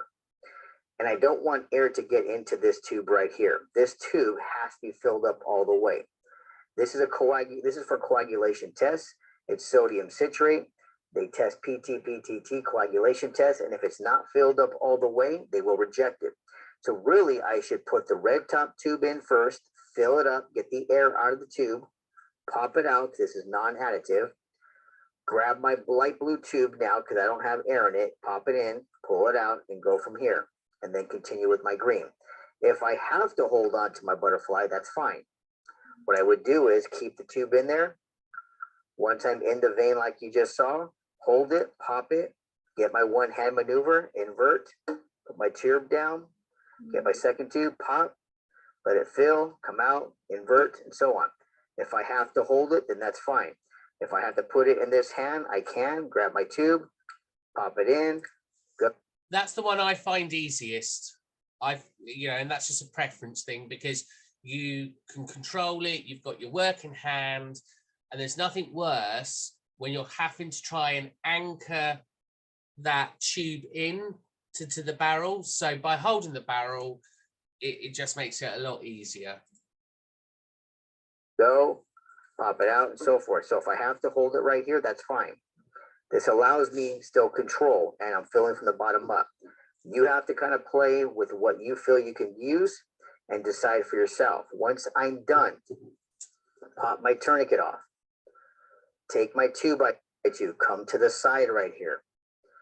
Come out and away, just like I did with my straight needle. Now this needle has a different type of device. There is little triggers here on the side that actually I have to pinch and then slide up. So once I put pressure here on the finger, I come out and away. I grab this tube and I slide my needle up and lock it over the device. As you can see, it locks in, so it doesn't move. Once I pinch this, it goes. If I'm good enough with one hand, then I can actually try, which is these I don't really care for. These are a lot harder to operate with one hand, and I can push it through. The older butterflies will just slide right up. Here I have to go here and push through. So it all depends. You have to kind of get a feel for how these are and determine how you want to go ahead and use these butterflies. And again, there's different types. You got to be careful on which ones you're using. Not all butterflies are the same. But again, everything as far as the steps is the same. Out and away on the side, cover 3 to 5 minutes on the side, no lifting for 1 hour. Keep the bandage on for 15 minutes. Check it 3 to 5, no bleeding. Keep it on there. If there's bleeding, another 3 to 5 minutes. If the patient continues to bleed after the second 3 to 5 minutes, then there's something wrong. Then you want to call the nurse or call the doctor if he's there, or the nurse, and let them know the patient is continuing bleeding, is not stopping. Because coagulation test, if you looked at my bleeding time video, it's up to 9 minutes. So if we did twice, 3 to 5, that's 10 minutes. He should have stopped the bleeding. If not, then something's wrong. We need to let the nurse know we can't let the patient leave the lab. If he's at a lab, he has to stay there. We're gonna have to call a paramedic or let him sit there and keep more pressure. And we might have to call his physician, let him know that the patient is still bleeding. He might be on medication, a blood thinner, aspirin. We would know that if we ask the 3 Ps. So remember my 3 Ps video for getting the 3 Ps? We need to be aware of that. So again, if he stops bleeding, wrap it up, keep it on for 15 minutes, no lifting for 1 hour because it could cause the bruising. So everything else is the same as far as a hand draw. So there should be no difference there. So I hope this helps. The butterfly draw is really easy and simple. Right, and there's one more video to watch on this set, and that's when he does a live patient. So let's see if I can find it.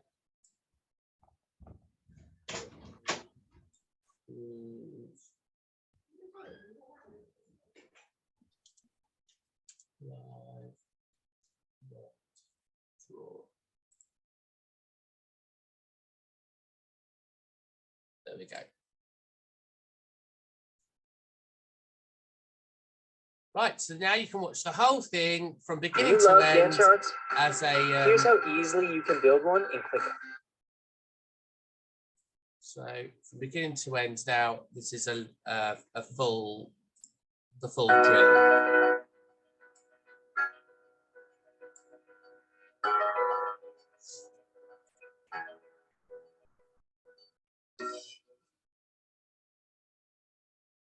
notice we have our typical setup again, and we have Al Garza and Veronica Martinez again, kind of helping us. And we're going to watch Al go ahead and do a venipuncture on Veronica. And I'm sure Veronica is very excited about getting this done. And notice that we have her scooted very close to the table. We have her arm in a slightly downward position. And once again, her fist under the elbow. We have already properly identified our patient. So now we're going to go ahead and assemble our equipment. One of the first things that Al is going to pick up is the multi-sample needle.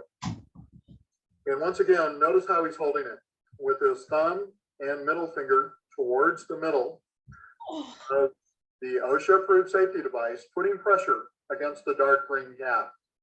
Notice he's going to go to the end now of the clear cap and twist it in one direction, breaking the seal, and he's going to lift the cap gently on. He's going to place the cap down, and he's going to pick up his vacutainer holder. Notice that he's not going to touch the needle because the needle is, again, sterile. He's going to insert the vacutainer needle into the vacutainer holder, and he's going to twist it slightly. He's then going to rotate it to an upward position. He's then going to pull down on the OSHA-approved safety device. And once again, recall that this can lift up the cap a little bit. So he's going to reach up with his thumb and middle finger and gently reseat the cap by pushing it down. He's now going to lay it down on his setup. He's then going to get everything in order that he needs. Notice that we have an extra little piece of equipment here that I'm going to bring up, and that's this little holder. This little holder or cap, a lot of people would think is just trash. I like it for the following, because if you cannot see the vein after the tourniquet is placed and after you palpate the vein, you could take this cap and gently lay it over the vein and put a little bit of pressure. That would leave a little bit of a round circle over the top portion of the vein in which you could direct your needle right into the center of the circle. And so this cap could actually be used as a marker. That is a really useful technique for you guys to begin with. So using the cap lid, popping it on and pulling it off causes a little bit of a suction. It leaves a red mark, and that gives you your needle mark, because the idea being is if you're then distracted or your eyes wander, you don't have to keep reapplying the tourniquet. You know exactly where you're going. I happen to like that technique. Maybe some people don't, but we're just showing you some personal techniques. Notice the next thing is Al's going to do is pick up his tourniquet, and he's going to place his tourniquet approximately 3 to 4 inches above the antecubital fossa. And we're going to watch here as he does it, placing his left hand under the short piece, long hand on the right piece, and he's lifting up, crossing over, and he's going to gently make a small little tuck. This tourniquet placement is going to bring the vein up and distend it so that we can palpate it and inspect the area. And notice that's what Al is doing right now, taking his index finger, gently palpating. He's next going to pick up his alcohol. He's going to open it up, 70% isopropyl. He's read that label. He's going to bring the alcohol out, fold it into quarters. He's going to start in the center, and he's going to make little concentric circles from the center to the periphery, never going from the periphery back into the center. He's now going to weigh over the area, drawing it, carefully not to touch the area. And now he's going to pick up his vacutainer holder and his multi-sample needle. Notice he's going to put 2 fingers on the bottom of it and his thumb on the top, roll the rest of his fingers in. He's going to hold it horizontally now. And he's going to pull the cap off, retract it. Going to put the cap down, invert it back up. He's now in the draw position with the bevel up. He's now going to get his 2x2s and his tube close to him. He's going to retract the skin with his left hand. He is going to insert the needle into the vein at a 15 to 30 degree angle. Once the bevel has gone in, he is going to stop. He's going to pick up his tube, label down, insert the tube into the vacutainer holder, using his middle and index finger on the flanges, his thumb at the back of the tube. You can notice the blood now flowing in the tube. Do not remove the tube until all the blood has flowed into the tube and the tube has stopped accessioning blood. Now he is going to remove the tube. Between his thumb and middle finger, using his index and kind of lifting off, he's mixing the blood in the tube with the anticoagulant 6 to 8 times. Now putting the tube down.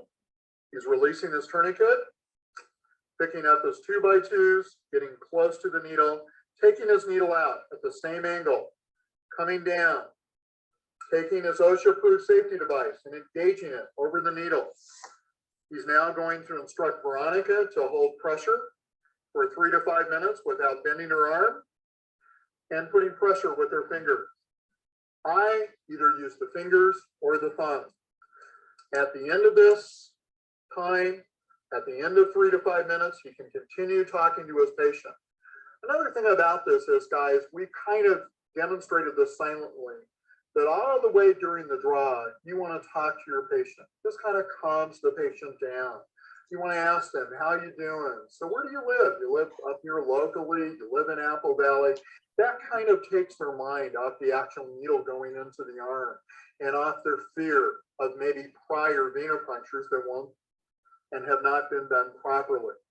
At the end of 3 to 5 minutes, Al is going to lift up on a corner only of the 2x2s all the way up.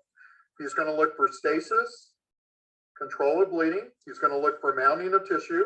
If there is none, he's going to put the 2x2s back down. He's going to pick up his co-band, which is a stretches bandage. And the stretching bandage is going to hold the 2x2s in place. He's now going around the 2x2s. The 2x2s are dressing. The co-band is a bandage. He's going to secure the 2x2s in place using the co-band. And he's going to ask the patient, how are you doing? If the patient responds fine, he's going to ask the patient again. He's going to observe the patient for pallor, paleness, diaphoresis, sweating, for tachypnea, rapid breathing, for any tachycardia, a rapid pulse. If the patient starts making statements like, I feel nauseated, it smells funny in here, is it a little warm today? He's going to have the patient put their head down.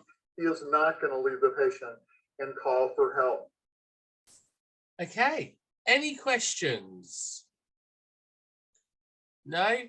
So just one, you know, it might sound a bit silly, but I'm assuming a lot of these people are going in assuming they're right-handed. If you're a left-handed person, you obviously can alter it. Well, does that make it then tricky with the way that you would do stuff with your hands? Do you know what I mean? So I'm left-handed, Okay. which basically means I feel everything's a bit cat-handed.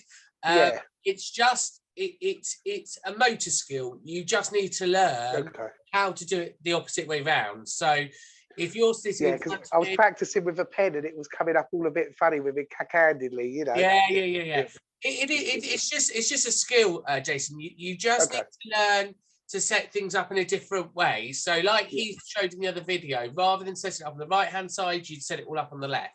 So I'm left-handed, but I still use my right hand quite a lot in a lot of things. So sometimes it's easy to have it all on the right side for me, but it just depends. It depends on you. And again, when you're sitting your patient down, don't be afraid to sit them on the opposite side. So what I tend to find is most patients will sit opposite you. Sometimes I need to turn them around because then they're on the right side for me. So just set up your clinical environment that works for you, if that makes sense. Right, cheers. Yep. So there's one more video that I want to show you, and it's a lady called Sarah. I think her name's Sarah. And she does a lot of really helpful videos.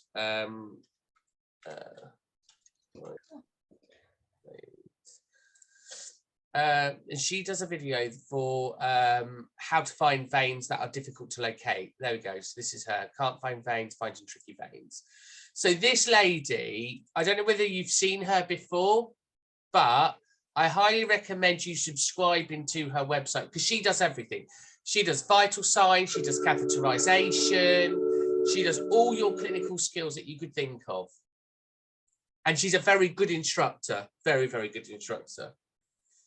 Hey, this is Sarah with registerednurseRN.com, and today I'm going to show you how to find a vein on your patient before you start an IV.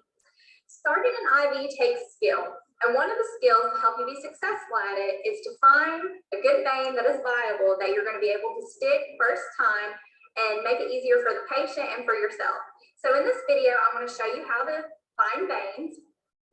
Typically in males are a little bit easier to find veins on, especially if they're healthier, because males' veins tend to be superficial and larger compared to a female. Females, unless they do cardiovascular exercise or an athlete, their veins are a little bit more covered with subcutaneous fat.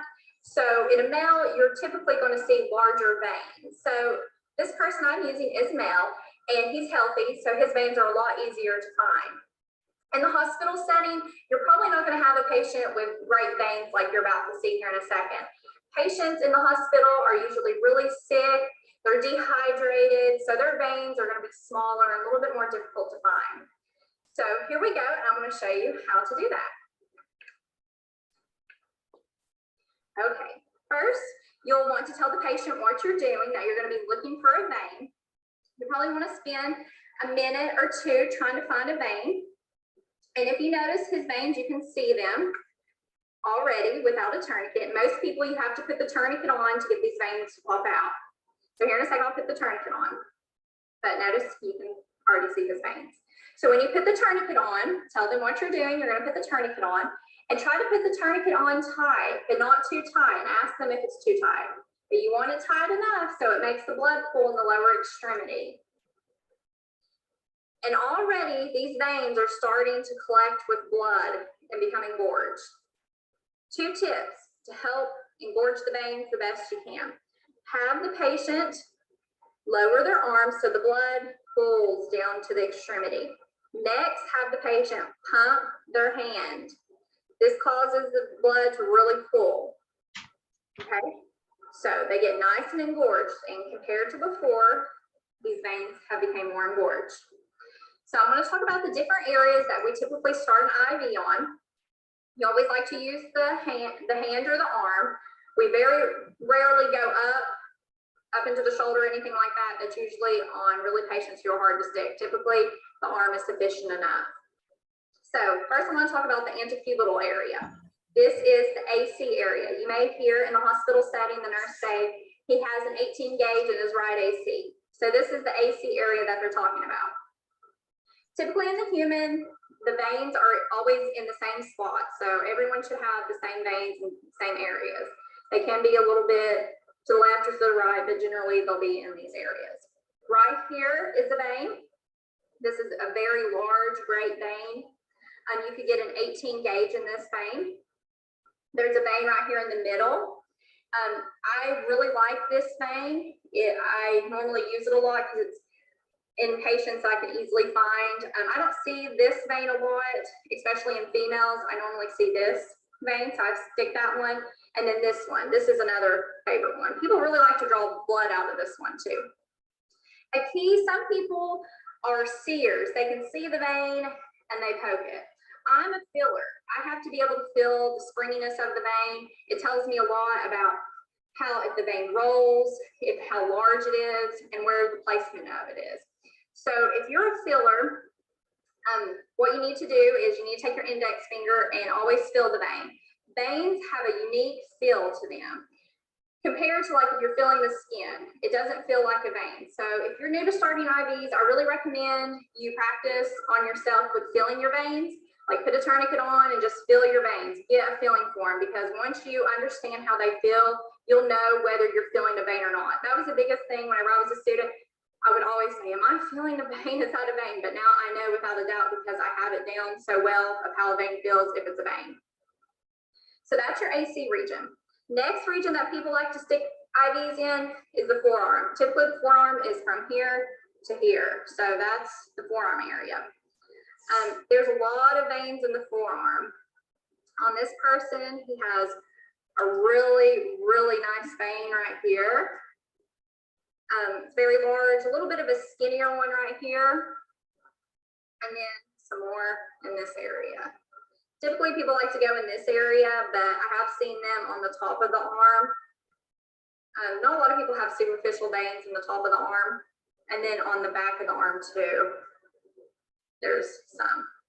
If you have a man and he is hairy like this, you'll want to like shave it with not the straight blade, but just little clippers, and just trim the hair. So whenever you do get your IV, you can tape it down, because I've seen a lot of times where you tape down the IV and the tape comes unloose within an hour or two and you lose your IV. So that's always disheartening when you lose an IV because you didn't tape it down right. So typically just clip the hairs on a male patient if they have long hair. Next is your hand. People really love to start IVs in the hand because the hand does not have a lot of fat in it. So they're really superficial and you can find them very well. So in this person, he has really nice hand veins. But a problem with the hand veins is when you start an IV, these veins like to roll. So let me give you some tips on how to prevent a rolling vein. First of all, whenever you're assessing your veins, you want to make sure it isn't a roller. How you can tell if a vein's a roller, you'll take your finger and just sort of mess with it. And whenever you mess with it, do you see how that vein right there likes to roll side to side? Okay, what's going to happen? If we didn't use this trick I'm going to show you, if I poked him with a needle, or I poked the skin, whenever I poked it, it would go to the side like that, okay? And then your needle would go beside of the vein instead of in it. And then it would roll, you'd miss, and you'd have to try all over. So what you would do is you have the patient hold their hand, nice tight fist, and see, it keeps really, really tight. So whenever I stick him with this needle, it wouldn't roll. It's less likely to roll. So that's always a tip.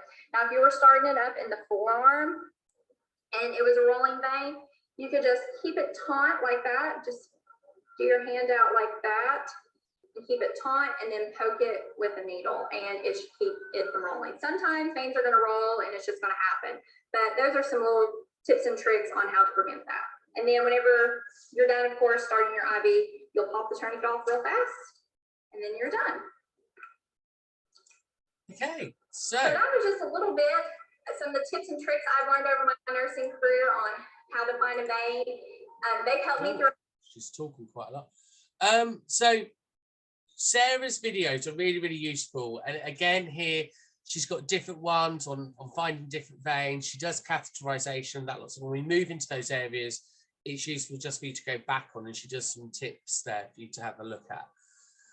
So today then, we've covered a fair amount. We've looked at venipuncture, we've looked at how to identify the right sites, we've looked at the right equipment, we've looked at the right techniques. All you need to do before I come out to see you is just practice. Just tie a tourniquet on, like I said, just get a bit of material, just get used to tying a tourniquet. Get used to palpating the veins so you can palpate those veins and you can find them. And then when I come out and we do your clinical skills, it'll make that session a lot easier. Any questions?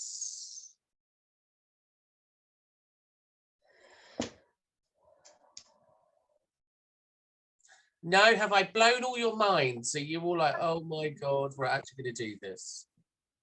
Yeah, no, it's fine. Yeah, I'm just, I think we're all kind of intrigued as to see how it goes now, really. Yeah. It's not that bad. Now, like I said, you can, if you want to, if you go to Amazon, you can actually buy a venipuncture kit, practice kit, and they're about £20. So yeah, but that would make it easier for you then, Steve, wouldn't it? you learning your skill before I get there. Yes, it definitely easier for me. Well, it means that we'll be less likely to be overly bruised, wouldn't you, by Hazel? Well, like I've said, I've done this now. I've probably taught in the region of 100 learners venipuncture, and I have never been bruised by any of them. Okay. It's always a first. No pressure. Yeah, no pressure. There is always a first, but I think what you saw from the video is if you're concentrating on what you're doing, you're using the right technique, you can't really get it wrong. No. It's when you stop following the technique that it goes wrong. So, for example, when I go out and do observations in hospitals, I never, ever, ever see people do the circular motions for cleaning. I never see people anchor the arm. I never see the veins being stretched. Because they do it all the time, they just go straight in with the needle. Yeah. And of course, you are literally going into unknown territory. And like Sarah said, yes, veins are in the same place for most people. Yeah. What makes me laugh is when people go, oh, it's a difficult patient. It's like, well, you haven't actually anchored the vein. You didn't even find it. You didn't even palpate it. You just went straight in. It's not difficult. You just don't have X-ray vision. So as long as you use that technique, so even if you tie a tourniquet on yourselves and you just learn to find your own veins, that's the hardest part of taking blood, because the Venepuncture kit, the actual vacuum pack, does the hard part now. It used to be a lot harder when you had to draw it yourself, but now the actual vacuum pack does it all. So I don't want anyone to worry. I don't want anyone today to go, oh my God, that's a lot. The actual skill set of putting a needle in somebody is simple. But it's the theory behind it, to know what you're doing, why you're doing it, how you're doing it is the complicated bit. The actual skill is easy. So next week, we're going to do catheterization. We'll do that video and we'll run through that. So again, just you've got the theory, but I hopefully you enjoyed today's session because it's something new and something different and something you haven't done before. Okay, any questions? No? Lovely. Well, I will see you all next week, and those that I'm seeing this weekend, I will see you this weekend. Take care, everyone. Bye. Bye.